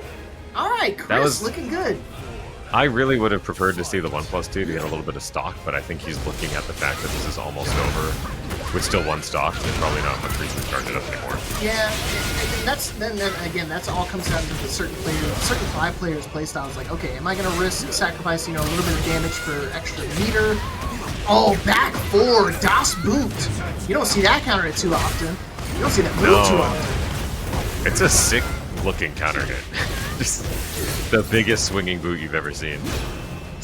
Remnants of Negan back in Tekken 7, man. Same exact move and everything. Back four counter hit launches and everything. Oh gosh, one more hit. It was a kip up punish. Grab him. One more mix. Trying to catch him. Oh, he didn't finish it that time. Yeah, he didn't finish the string that time. Good call. And he clawed him out of the air. I don't care what you want. It's a fly swatter. And now taking us to a final game here. Cris starting to get some footing. Yeah, Cris surprisingly evening it up. It looked like it was CheeseYoni's game all the way up until now, but Cris has run a fast comeback. I mean, it basically was all of CheeseYoni's game. Even that game his very first game that he took, it didn't seem decisive. It seemed like, I mean, almost luck that he got that one combo drop and he just got up and just threw out like a 3-2 in that situation. So it's one of those things like, oh man, who knows? Because again, if he had got that full combo conversion, it would have just been, in my opinion, it would have been a 3-0 for CheeseYoni. But now, thankfully, with that one little mistake, we're going to a final game here in Winners Finals. Yeah, CheeseYoni said, let's get us out of this stage. Enough home field advantage for Clive. Take a quick smoke break, go to Yakushima. And see, now this is actually home field advantage for Alisa, in my opinion. Because, I mean, what is the one thing that CheeseYoni's been doing? He's been stepping. Left, right, does not matter. He's ready to launch it on every single side step, side walk. So now that he has the stage of all stages to kind of move around with, this is right up his wheelhouse. Although we can't neglect Clive's wall carry could mean two combos could take you to one of these walls. Hey man, we'll have to see. I hope so. 'Cause I love hearing me some Ramu. Well, you might get it sooner than you think. Nah, it wouldn't happen. There's no way. Oh, fantastic step. See again. A little bit of a combo steps. jumper. Smart. He recognizes his little off axis thanks to that side step. Yep. Too slow. Oh, finally the back 3 parry comes through. And that's something I'm Haven't surprised he seen didn't do many that. options Yeah, I was gonna say that's something I'm surprised I didn't see him throughout this entire set because that's a great option to deal with all the chainsaws. It works on any move, and you see every single time we go to neutral, we go to 0. CheeseYoni just stands there because every single time he's retaliating either with back 4 +2 or down back 4. Every single time. Yeah, and CheeseYoni has essentially taken his frames in every single slightly plus frame chainsaw situation, and RV Cris has mashed through it with everything except back. Ooh, try to find the whip punish, but not gonna work. Thankfully, I had a little bit of track. Hey, he hasn't Yeah, been doing I was a whole gonna lot of say, track that's a- moves. That's a big sweeping move, but this time the duck and the launch comes through because he was close enough for it. Pop the heat, maybe go to the wall. Wow, Or we are at the close. wall. Yeah. Oh, Oh, he walked there the goes the wall. crap out of that. It's Yeah. gone. All right, set point here for CheeseYoni to move into grand finals. Cris, what you got left in the tank, man? Got nothing on the meter, nothing on the health bar either. Just all CheeseYoni. Yep. Woo! Okay, this is a season 2 combo. Oh my Takes the gosh. guarantee to go into, yep, pop the heat. Look at all this chip. Oh no, these batteries ain't gonna work on this. Low parry. Oh a my god, chance. an amazing last second low parry. He's gonna get a tiny bit of health here. I wouldn't even bother doing anything except just hitting a few times. Keep your rage, you're gonna need that with this massive health disadvantage. Careful, don't get caught pressing, man. Not again. Prominence, just trying to find an opening. And the duck and launch. CheeseYoni was totally ready for that. He doesn't care. He ain't letting his... Working off for the same reason I would like King, which is grapplers make it hard for Jack players to auto armor everything, right? Yeah, every single time. So I would love to see... Oh, wow. Oh, you talking about these types of throws? Oh yeah, I mean, you just have to guess right? Hey, that's like 90% of this game. You guess right, you win. Let's go gambling. Yep. I can't stop winning. Doesn't spend the 1-2-1 right there. I'm surprised. Yeah, I guess maybe just figured he wasn't gonna Whoops. press on it, but the down forward 1-4. Surprised he finished that You see that string. And I was gonna say it's one of those things like he played against Dragunov before, man. I don't know. It's still got instruction 1, so it's not like it's a slouch of a character. It's something Yeah. that- I think you start ducking that at got 2. That's where it starts getting ducked.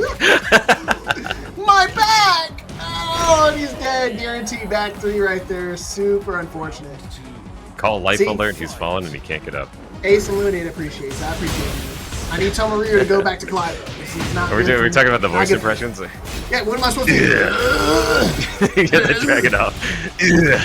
I'm just dry heating. My wife even Yeah. looked at me across the room and was like, you okay over there, big bro? Dragunov God. has a side job as a metal vocalist. Oh, you said Dragunov. I heard Jack at the beginning of that, and mixing Oh, no, I Jack's said name and Dragunov. Dragunov's name is not a good combo. Yeah. So No, I was definitely like, not. huh? Yeah, we are Oh! we are Dragunov, we're not the other thing. Oh! Where's the Jack custom over Dragunov? I want to see it. It's my new custom right there. 1 pixel. It's all we get. Imagine doing all of that for a fun. I'd do it again.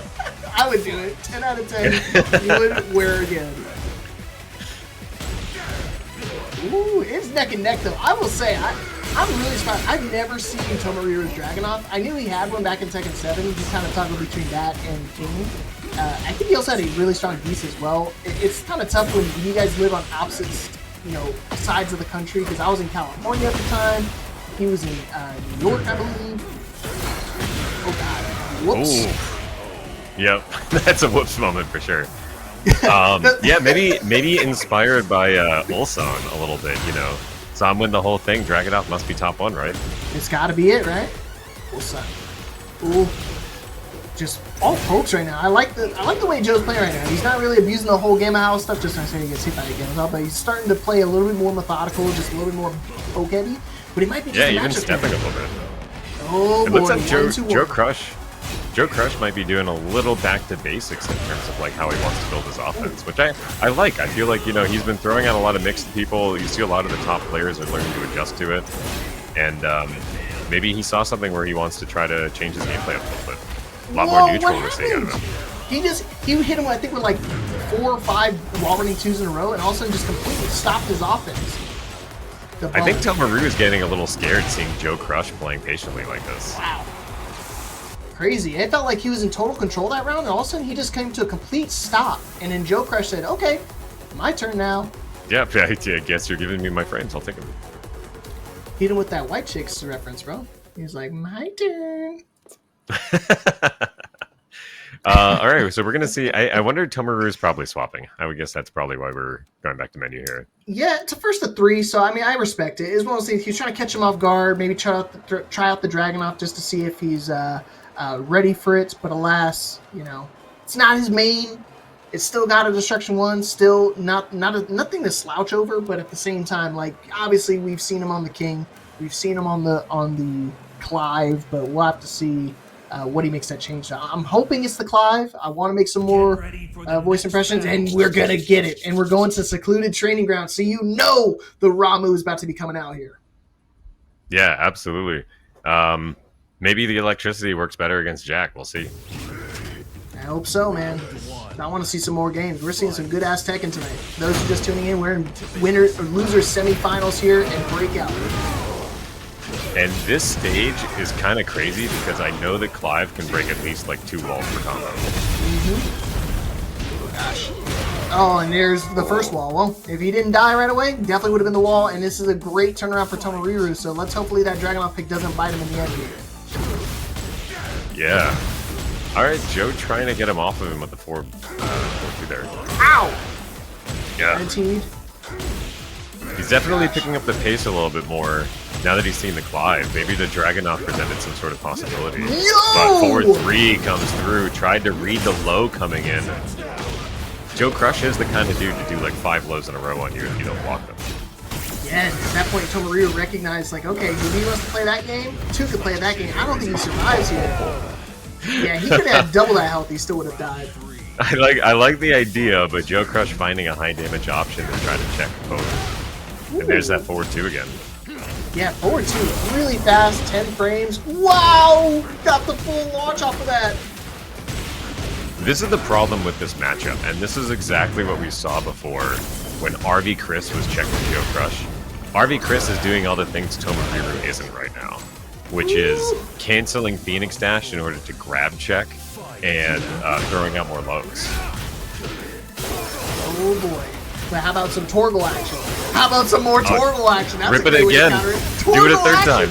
Oh no! This time the Hell Sweep hit on the floor and he was able to just wake up and punish.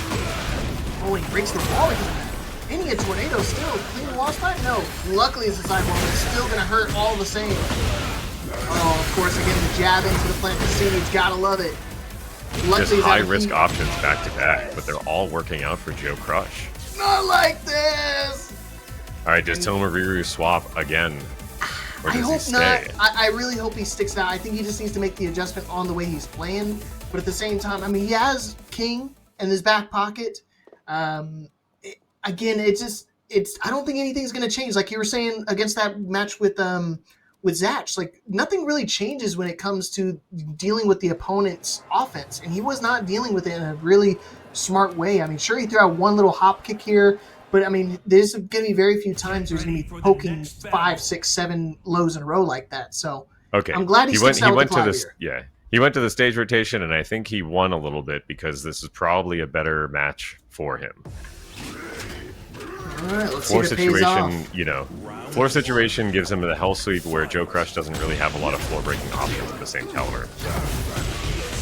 Ooh, and again, you see, this is kind of exactly how where RB Cris was kind of hanging himself, where kind of Joe puts himself into a neutral situation. Ramu puts himself into a neutral situation and it baits out any type of retaliating move. Yeah. A lot of great grab breaks tonight that we've seen from a lot of people. There's Odin. There we go. It didn't hit though. It didn't hit though. It'll be there. Oh boy, that got the wall splat. Because they got the wall splat, it gets an extra 5 damage there. Oh boy, jackhammer. Oh, where's the Alisa hand? Trying to wait it out. Yeah, you can't really press on those frames. See, now he's trying to beat up the Rager. Yeah, he did the empty Phoenix dash there, which is good. I like that adaptation. No! Gets caught in the air. The Phoenix dash is fake if you don't connect either the back two or the running two. I'm surprised, again, like, he got the life lead, and he did just like when he was doing on Dragunov. He just kind of froze and kind of let Joe kind of dictate how he wants to make that approach here to try to see who's going to close out that round. And that's not what you want to do with Jack. You need to be in control of offense at all times. Yeah, I really wonder whether or not, like, playing against strong players like this gives you, like, reversal yips, where you're just, like, you're so used to getting it turned around in the last moment that you just kind of take your foot off the gas. Oh, no. Oh, no! I smelled it coming! And this man, Joe, is cooking something fierce. Set point now for JoeCrush. Instead of Flavor Town, it's Mix Town. It took him there like Guy Fieri. Oh, and I'm the chef here. I'm the cheese around here. One throw, breaking the floor. Big damage, make some noise. We know he has a combo that can go to the wall. JoeCrush is perfect when it comes to being able to pick the right options. And Tomoriru finding a nice block there. But the wall splat, and Joe didn't even look like he was expecting that. That's unfortunate. He was trying to get the full combo conversion. Luckily, it doesn't counter it, so it would have kind of guaranteed. Back 1+2. Trying to lay on him. Oh, nice duck. He's ready. Armor didn't work out. Careful! Just slightly out of range. And he doesn't. That wasn't the right combo. But it doesn't matter. The down forward one connects him. Man, who's on data entry tonight? Because they got such an easy run. They just keep Clive and keep Jack up the entire time. Absolutely, and we can see RV Cris immediately is throwing out a little bit more patience and trickery when it comes to the Phoenix dash here. Ooh. Alright, let's see how Cris makes the adjustment here. Losers final, still first to 3 action all the way to the rest of the night. Who's going to get the run back on CheeseYoni? Oh, this is actually the run back from winner semifinal. That's what we forgot. That's right, yeah, JoeCrush does get a chance to fight back and potentially show RV Cris that he does know this matchup. Ooh, now 3, just barely whiffing out right there. Bubble. He still has charge, so you gotta make sure you're paying attention. You see that glowing G? Not something you want to play with. Uh-oh. No break. Oh, luckily it peeled off the wall, so he wasn't able to get the full conversion. The pole. Oh yeah, and JoeCrush is not going to do anything for the rest of this round. He's just going to wait and then take punish. Yeah, 100%. Just forward 1, down back 1, just real quick little pokes, that stuff that's not so threatening whiffs. Yeah, considering that Clive doesn't have a neutral low launching option like a Hell Sweep or something else like that, there's really not much you can counter in that situation. Oh gosh. The low parry. Nice low parry. And good adjustment to try to get the wall exactly where you wanted it. Still not working out though, but unfortunate. +2 throw, he's trying to bait it out. I mean, again, that's the change. I think Joe has recognized, like, okay, it's not going to work against this guy. The wall's already partially cracked. Yep, and he chose to go for another mix. Here comes the Heat Smash and then down forward 1. Of course, the tried and true. Normally, Clive's down forward 1 isn't that, like, strong, but just, again, when it comes down to one little hits, it's, of course, it's like the go-to tool to try to close out very safe, not so threatening on whiff. But you see right now, Cris going crazy. We saw also RV Cris and others successful with the down forward 1-4-3. Because there is like the down forward 1-2, which is a bit high, right? So a lot of people want to duck it. Take the heat dash, yeah. Alright, JoeCrush. Alright, so see if Cris can kind of take the round, take us to the basement, or is Joe going to take this first game? Uh-oh, guaranteed. Fly back! Yep. Oh, man. They have magic chiropractors. Yeah, I'm telling you, I hope he can do that to my back. Yeah. Oh, the Cris was duck! expecting that to miss, but he ducks underneath, and with the amazing Clive carry combo. He still has Tornado, too. Yep. It's like 30 hits for a combo. Wow, that wasn't even guaranteed. He just threw it out. Does this low splat? Straight down. Yes. Ooh, yeah, But JoeCrush hard ducks. It breaks the wall, too. Even on, like, a regular wall, full breaks it. So as long as you got to be really careful when you have your back to the wall, because I mean, of course the Phoenix shift mix already makes it kind of scary, but then you have the mix of the heat dash. Yeah, absolutely. Oh gosh, he's jumping. He's making noise. he's Ah! Let's say try to activate heat right there. Got caught out. I think it's I think this is up. What is it? Up forward 3. This like new jumping move that they gave Jack. You know, I found out that it's only like -11. It's actually like pretty criminal in terms of like the frames for it. Yeah, you only get a crouch jab out of it. Can't even get a wall rising forward. I think you can do wall rising forward. I think it's in the 11 category. Oh. Charge means that it can't be punished. Careful. Oh no, my back! No break! Get rotated. And see, the last time he did double low, at that time he did the one single low, caught him with the wall rising 2 to close out that first game. It got a little hectic, got a little close there. But again, the adaptation from Joe from their previous encounter is definitely showing right now. Oh, absolutely. Yeah, and coming into this match, I mean, JoeCrush has had some time to adapt to this. Ooh, boy. The bubble. Not working out. Get off me. I don't know you like that. Oh, nice step, but he couldn't really take advantage of it. And you see right there, every single time now he's been snuffed out of trying to activate his heat. And that's the third. That's gonna kill because of the wall splat. But that's like the third time he got snuffed out. He's either getting snuffed out by lows or by throws, and of course the heat smash that breaks it. And how about this down forward 2 from downtown to the wall we go. Give it to him. Goes for the new... Yeah, he's been using that combo quite a lot in order to flip them over. Such good Okies, I mean. Oh my god. Oh, you need to It's so hard because it's you can't react to this jump. Not like this! Don't lose like this. This will be really damaging to your mental right here. Because, I mean, the next character that Cris has, I mean, obviously we were talking about character swapping all the time. I mean, Cris used to pay Claudio back in, Season 1, so this is the character. I don't see him swapping, like, ever. Oh, missed punish just barely there. Again, he keeps getting snuffed out every single time he tries to activate heat. And He's even been these back stepping twos pretty are well, working. but he hasn't... Cris has been getting the right reads on the steps, but just not taking advantage of it either. Get your butt back over here. Okay. This is starting to look like that first time they played, where he's starting to grab him away from the wall. This is better. This is better, for sure. Try to just down forward 1 check like last time. Down 1. Side step 1. Luckily, no connection. He's on the back foot. Joe saw his heat still. But a nice not gonna stab. use it. Yeah. Alright, Cris looking better. He's got a big hill to climb still. He's still down another round here. Trying to make it 2 to try to tie up this set. Cris looks like he's figuring out the movement game a little bit. We've seen some sidewalks on the Make Some Noise. We saw some steps on some of the Gamma Howl options. He's putting together what works.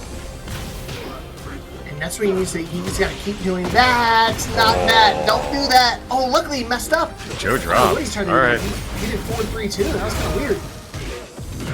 Yeah, maybe a new route or just made a mistake on the buttons. Definitely mistake on the buttons. Yeah. Not a route he normally. I know he's creative with his combo route. That's not one of them. Yeah. Sometimes you're like not expecting Give me to get thunder! the so you rip your next move that you were thinking of doing. Oh yeah. Could be one of those situations. Final round. Of course, that means either we get a wall break, or if we go to timeout, or if we break the wall, we go to the basement. And now we're trying to keep the pressure going. Up forward 2, not going to find its mark. And it is going to find a heat activation. The lows. And a nice step back in order to start taking the offensive side back. RB Cris is going to wait out JoeCrush's timer by putting pressure on him. Trying to fish for that sidestep 2-1. Nice break. Yeah, it's criminal that when you use your heat smash, it burns out the rest of the other person's heat time. Yeah, absolutely. He got the Give Me Thunder counter, hit the 4-4-1+2, but he's not able to get it because they traded. Yeah, absolutely. No cutscene for him. Be careful. Oh, nice whip punish again! And he got him! Give me Thunder! And The give me a 4-1 round. plus 2 comes in, and RV Cris, yeah, managing to even it up. One of these two will get to go and fight CheeseYoni on the grand final. It's a great start here for Cris. Every journey. They like want I to said, keep the begins same with a single stage, too. step. Good. I like this save. Run it back, Turbo. Oh, no break. But not close enough to the wall. And the back 1 plus 2 gets punished. Oh no! The blue ranks of the back 1-2. Super slow. You think you're trying to retaliate because that first hit whiffs, but getting caught by the second one. Able to get that back 2 connection and the whiff punished with the heat smash. 10 frames, by the way. Yeah, RV Cris trying to do the sidestep 2-1 again, but JoeCrush had the gun loaded and ripped the heat smash. Ooh, boy. Yeah, you're gonna have to watch this cutscene for a little bit. Down forward 1 gets checked with the burst, and there's the back 3. Haven't seen much of that being used. Yikes! The bubble. What combo Rai's got for me? I like the one he does like 4-4-4-2 in a row. Yeah. It's like when you watch Knee and he just does like 4 knees in a combo, and you're like, oh hey, it's thematic. Uh-oh. Patience, no it's punish. Actually, you can't punish that. Never mind. I lied. Yeah. It was a lie. I'm spreading misinformation. My fault. But again, this is exactly how the first game started out. So again, it's not totally over for Cris, but it's looking pretty bleak. Absolutely. As I'm saying this, as he's getting obliterated by a 100 damage counter. And that was scaled with the wall too, so nice grab check. This is what won him that first game. Gonna charge! And It broke through Ramu! Yeah, Ramu! Thank you, man. Let's go. You got me saying it. Alright. It's catchy, man. I love it. Oh, look Yeah, at Den 3. the mix. Oh, he had it! And he finds a connection! Oh, the low splat! One more hit! Oh, God! Yeah, just a little bit more. Yeah, he managed to find it, and RV Cris is staying in. It's alive. I went to the basement. Again, this is exactly how I won that second game. He was down 0-2, and all of a sudden brought it all the way back. 4-3. Ooh, could have got that back on plus 2, but I don't think he went for the easy punish. I'm sure Clive has probably a few punishes for back 1 plus 2. I'm pretty sure Prominent should be able to punish it at 12 frames. Or not 12 frames, but I'm pretty sure it should work. God, that doesn't look like it should be a pickup. Yeah. Oh, he tried to do something cheeky there. You was trying to look for another pickup situation right there. If he does that down one against another mini tornado. Give me Yeah, thunder! flew too close to the sun, but that thunderbolt comes down. Careful, don't get too greedy now. You have the lightning. Make some noise. Nice, good counter. He thought he really believed that down 4-2 was gonna hit right there, but luckily he got that little micro side step. Alright, engage. Another heat situation, you just have to watch this cutscene. The down back 4 comes in. He's gone. Oh wow, okay. We realigned. Back 1 plus 2 connects. He's ready for it. Set the timer going in the other direction. Careful. Pretty bad spot, can't sidewalk. He's a big body. Try to use the generic just to kind of get him out of the situation, but it's not going to work. Go ahead, play near the wall. I dare you! And that's going to be enough to close out the round. Another generic throw right there, catching JoeCrush off guard and now taking the lead in this set. JoeCrush looked like he really wanted to get out of that situation, and RV Cris just pulled him right back in with that QCF one. Alright, I can see the Deer Army kind of showing up right now, showing their support from their hermano from the same country. Mexico, trying to get a win on the board here, and they can definitely do it here with one more round. RV Cris is doing a great job managing pressure right now. Unreal. The success rate of these generic throws is having my mind boggling, because this is one of those things, like generic throws, you know, historically have been one of the easier ones to break. You can break it with a 1 or a 2 throw. Oh, absolutely. Wow. Heat smash for heat smash. Oh, God. It does seem to be one of those things where it's just in the moment, but the 1 plus 2 doesn't get broken here. Oh, the mix-up. Oh, I think, oh man, I think what happened, it's still comboed! That's wild. The Okay, side wall, I thought that was going to drop, and then he was just ready with the 4-2 immediately. the palm immediately there. I was not ready for that, but it's one of those things. I think he thought the life was actually going to dwindle down long enough so you can get him to rage and try to bait out a rage art in this situation. Again, just kind of one step ahead, just didn't do enough damage as what he thought. Still walking away with the round, but again, this is exactly how it ended up last time. We would take a 2-round lead and Cris brought it all the way back. So honestly, he should probably lose his round. Yeah, Cris is getting some health back. A crucial step there to nullify the heat. Takes the tornado. Bravo. Yes. Okay. It's a different start here. 1 round apiece here, game 4. Cris still on track to try to close this out and move back into grand finals and get that run back against CheeseYoni. All right, JoeCrush trying to take the momentum back, throwing out some more pressure situations again. Featuring this low, catching him grounded. He has so much health. He has so much chip. Uh-oh. Hold on now. Okay, yeah, he burns it here. Had no more heat to use because he used it in the combo. It's no longer semi-primed. You gotta be careful. You see Joe kind of waiting out the claw, and he's gonna get this forward two to close out that round. But again, you don't want to get too predictable. Don't want to keep doing the same things. I mean, despite them working all the time, he just needs one little opening to kind of turn it around. Yep, the low parry combo drops. Yeah, just barely. Cris trying to set up the forward 4-2 opening. Oh man, he had it. Couldn't let it rock. If he didn't charge, he actually would have got that clean wall spot. It's gonna float him. No, just barely landed. No, just too late. Yeah. But the red bubble heat dash. JoeCrush is gonna get a juicy wall situation out of this. I love this. It puts Reina standing. Look at that. He's menacing. Oh, the low parry. Oh, the last second low parry. He's gonna get some crucial health. This is smart. This is smart to do this. I don't think he has much of another option if he wants to stay alive here. Had to do it. He's got to call upon the help. Defeat! Boom! Take a good chunk off, 55. Still scary for Cris. Yeah. Cris is getting chipped out. It's still really bad for him, but... all day long. There's no reason to do it low right now. He's just trying to find hits. And finally a low block and a punish. JoeCrush is evening it up. 2-2. I mean, at that point, like if you're already risking going for a Phoenix shift off of, like I said, the Phoenix shifts are not real in that situation. Go for the health swing. Yeah. I'm surprised you're not going for broke, like going for something bigger than the Phoenix shift 4. Because I mean, even if you get that connection, you're just going right back to neutral in that situation. You still have to try to kind of whittle your way back in again. Maybe if it was counter hit and then he could 1+2 and like, I don't know. There's a lot of question marks there. Yeah, but a nice low block. Yeah. Is he gonna go through the wall? Yeah.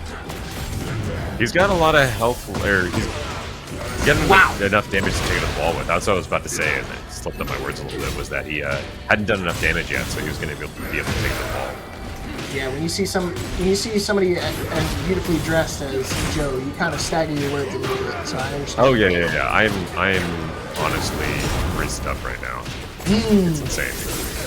Yeah, the people at the Academy events, they're lucky I don't pull out one of these outfits, bro. They'd be in shock. In a good way. Speaking of stunning, that was a great combo. 1 HP. No, punish that! The Mog into the low parry rage art. Alright, Joe's back. JoeCrush is back. Welcome back, JoeCrush.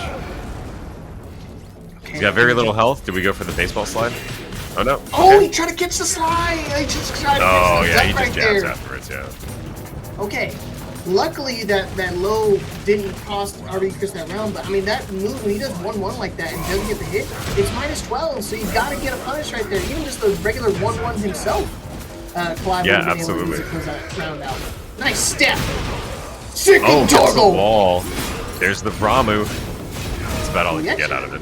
He's probably gonna peel off the wall. Oh, counter hit. He's not close to the wall though. Heat smash. Spending it. Burns out the rest of the heat timer for Joe. And now because he presses, he dies. Corona! Boom! Bang. Alright, RV Cris. Is he going to be able to close this out, or is JoeCrush going to find another 1+2 grab that doesn't get broken? Alright, well, you definitely jinxed him in this situation. Right now, the jump over. I wonder if that's a tech. If he sets tech wrong, you lose? And he got caught ducking. Easy combo right there. Still not out of this yet. Now it's Joe's turn to pull the reverse sweep, but it's still set for RB Cris. I have seen that jump over tech before. It's a Jack specific jump over into bubble because you can key dash on the other side too. Oh, luckily it wasn't close to get that clean splat. Either interaction. JoeCrush has been using this back 1+2 as a response to the Phoenix shift. No way. Megaton Earthquake next. Not like this! Final round. Is RB Cris going to get that run back against CheeseYoni, or is Joe going to shut it down and get the run back he wants himself and move on into grand finals? Let's find out here. Let's go! Give it to him! Oh my god. The armor into the launcher. Oh! Nice duck underneath the high. Tried to get the wall splat. Oh, clean wall splat himself. Cris trying to fight it back. Garuda Candy, he's looking for it. Oh, the interrupt did pay. Oh, yeah. Joe, there it is again. Baja Blast to finish the combo off and close out the set. RB Cris showing that lightning does strike twice here in Losers Finals. And crashed your vacation. You're gonna get to see a light show. Yeah, I swear, if I catch a random sword or a random chainsaw at the back of the head, the hat might come off. Yeah, I think that gets you a 1-star. Give me thunder! Oh, hit him with the Ramu. Give it to him. It is a sick-looking cutscene. Oh, that's one of the cooler ones. It's just so badass. Oh, he tried to hop kick in the middle of that. CheeseYoni just tried to hop kick twice, because he tried to hop kick on the 1+2. Woo! It sends now. You see again, it's great when you use those throws, because even if he techs it, it puts you in an advantageous position with, to back to the wall. Just when they say that, one little sidewalk right, and it turns into a completely different ball game right now for CheeseYoni. Yeah, and for anybody just joining us, CheeseYoni punched the ticket to the grand final by beating RB Cris 3-2. Now RB Cris is going to need to do the same to stay alive. Just have a chance of a reset right now, because right now you see that L next to his name, he's on loser side.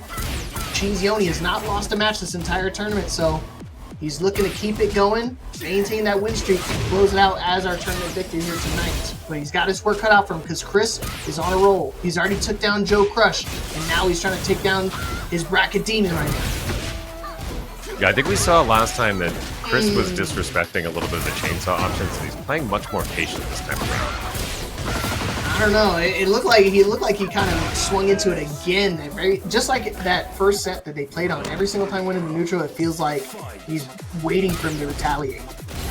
Yeah, like you were saying, I think there's still a little bit of disrespect going on, but you can see that he's trying to navigate these options and figure out what the next move is going to be a little bit more. All right, back to business. Oh, okay. There's the back. We're not seeing much back 3 usage from Cris, but when he does use it, he's pretty much always correct. And you see right there, he tried to go for a hard call out on the duck, but if he just back 3s that's a great answer. Forward 3 instead. He's not going to take the riskier option. I'll bet it all on black. With the strong reversal characters, I feel like sometimes you have to do the disrespectful cheesy stuff and just throw it out after he bursts and things like that, just to like make your opponents pause a little bit and build that mental frame situation. Oh, 100%. And I know a thing or two about pause situations. Yeah, all right. Well, RB Cris whiffs a little bit, and then CheeseYoni closing out with a down 4 to take the first game. All right, trying to pick up where we left off here, but it's going to be up to Cris to make that adjustment, the adaptation. I mean, he made it in that winner's finals because they went the distance. It went to a final game situation, but alas, it came down to Cheese just kind of recognizing the whiffs, recognizing the spacing, and kind of taking advantage of that. So it's going to be up to, again, the adaptation on the side of Cris to start using some tracking moves, man. Don't let her walk. I think if you're RV Cris, you're probably thinking like, okay, I can win this. Like I didn't play poorly the last time that we met. I have a game plan.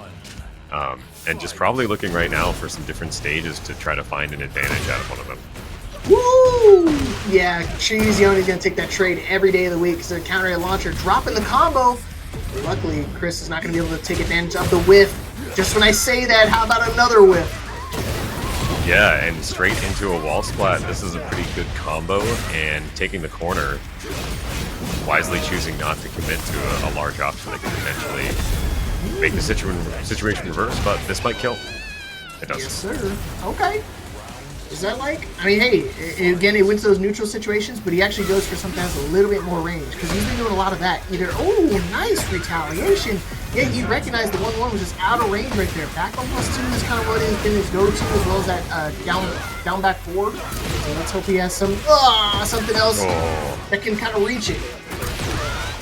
I think it's kind of interesting because you'll see a lot of Clive players do that, where they'll like get an early launch and then they pop heat in order to turn it into a longer carry combo.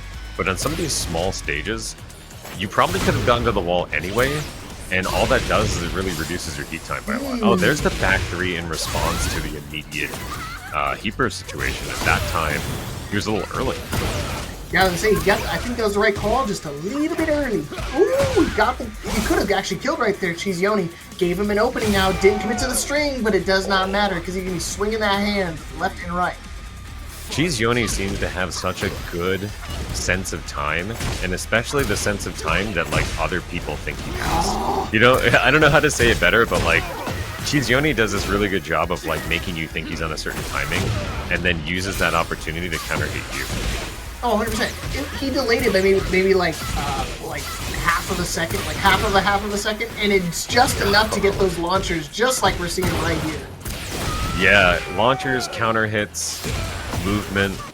CheeseYoni is putting on a display. He's trying to put on a show for us all right now. Wants to take it to a lead. Prominence, no connection. And he's just throwing moves out at this point. It's starting to look like a little desperate for Cris, unless he can try to figure something out to stop this momentum that CheeseYoni seemingly has. Yeah, Cris is looking at a slow lead of just having to deal with all these chainsaw moves, and every single one of his big options is getting grabbed. Here it is. That's the time you gotta do it. Okay. Whoops. But he was airborne. That's about the best you can get. Oh, guaranteed. Oh, not enough to get that wall spot though.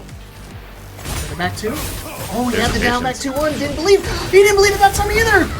Oh my gosh! Scramble situation. What are you gonna do? Oh, he ducks underneath in another crucial situation. We've seen more than one time CheeseYoni ducking and launching the QCF1. Again, there's so many situations right there. He had the tornado, he had the down back 2-1, could have let it rock multiple times over, and because of that patience and that defensive playstyle he's trying to play, it actually comes back to bite him, because then it gave CheeseYoni an opening to kind of get that tech roll off and be able to get those whip punishes. And again, we know Cris likes to use the claw. Every single time you get, back to the wall, kind of want to rip you away, get you closer to him, and kind of reset that neutral. But because he did that, it was a read, easy, duck, and launch. CheeseYoni looks like he's reading RV Chris's mind, like straight up. There have been so many just amazing duck launches, so many reads here. RV Cris is going to have to change his approach entirely if he wants to be able to try to get back. Yeah, we saw some glimmers of hope here and there, but it's one of those things, it feels like it's going back to square one each and every time. It seems like CheeseYoni just knows how to make him swing, how to make him retaliate. One more round here for CheeseYoni to close it out and win Breakout week number 61. Trying to cause some thunder right now. We see the tornadoes, we see the lava. Will we see thunder though? It depends. Do you want to be given thunder? Give me thunder. Yeah, you're right. I want it. I want it. Oh yeah. Oh, and apparently fantastic. so does CheeseYoni, because he's about to get it. Doesn't even need the rest of the string to kill. All right, can RV Cris do it? The fans are waiting with bated breath. The Deer family. Is a no. Big damage. Garuda cannon. Yeah, the Leviathan finisher actually connects this time. We saw it sort of not connect the last few times. I call it Garuda cannon. Yeah. It is Leviathan. It's Leviathan. It's Leviathan. Yeah, they're different shades. Yeah. Well, Leviathan was DLC, so I don't blame anybody anyway. Woo. Blame the DLC. Oh, he had the pickup. Running 2. Yep. Oh, he got it! Counter hit confirmation! Peel him off the wall! Yeah, it takes the sidewall. This is the right option. There's no way with the sidewall situation you can get another hit to do anything. So. Maybe get prominence in the worst, but I mean, it's one of those things you don't want to go for that mix-up situation. Rather take the Rage Art. You know those flames burning as one. And now one more guess. Get hop-kicked. Okay. Yeah, almost got hop-kicked. It was close. If he gave one more frame, I've seen those feet going straight in the air. Chose a situation that he lost in before, but he felt confident he was going to win that time. Again, I like this. You need to maintain that pressure. Don't give... See, that's fine. I'll take that trade. There it is. Oh. I'm telling you, apply pressure. Don't let up. Use you. Oh my... He had plus okay, maybe... Yeah.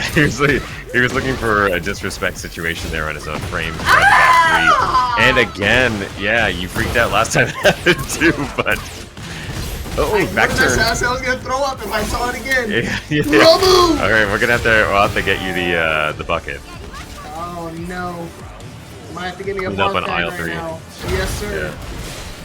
CheeseYoni, a few more rounds away to close out this tournament. Ramu! Oh, just raw transfer into destruction stance. Didn't really do anything there. Oh, the Phoenix shift doesn't turn out right because of the weird sidewall angle there. Unfortunate. Oh, is he gonna float him? Yes, it does. Float, yep. Still got tornado? Yes, sir. Oh, he actually barely got that last hit. This is all off a float. Wow. That was, I kind of don't like that. That was so much heat time being used just for that float. Like, I don't know, am I wrong? Am I wrong for saying that? Hey, man, I gotta get on the Clive right now before they change that. Oh, clean wall splat. Peel him off the wall again. He doesn't have Rage Art this time, though, so what's he gonna do to get this conversion? Doesn't duck the second hit. Oh, he whipped. No, the finish is guaranteed. He got the counter hit and popped the Rage Art just for that last second. He didn't need it, but this is gonna close it. And Cris gets one notch on the board. Finally, channeling the powers of Ifrit, getting a game on the board. And Mia, you called it out. It is one game here.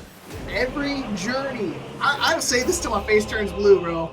Every journey begins with a single game. True. True statement. All right, and they're running to the same stage. What am I gonna say? I mean, it's true. It's true. Yeah. Mr. Lee, Can't argue on with the the mic here, facts. grand finals. Yes, sir. Cannot argue with Okay. that. This ends now. All right, tried to get the wall splat again there. Didn't really work out. He's lucky because every single time that he's thrown out that string, he's got launched. This is the first time that CheeseYoni actually just stuck around and ducked it. Yeah, it seems like also for the guard break situation that CheeseYoni is pretty ready to step into. So they really, really good knowledge of this matchup.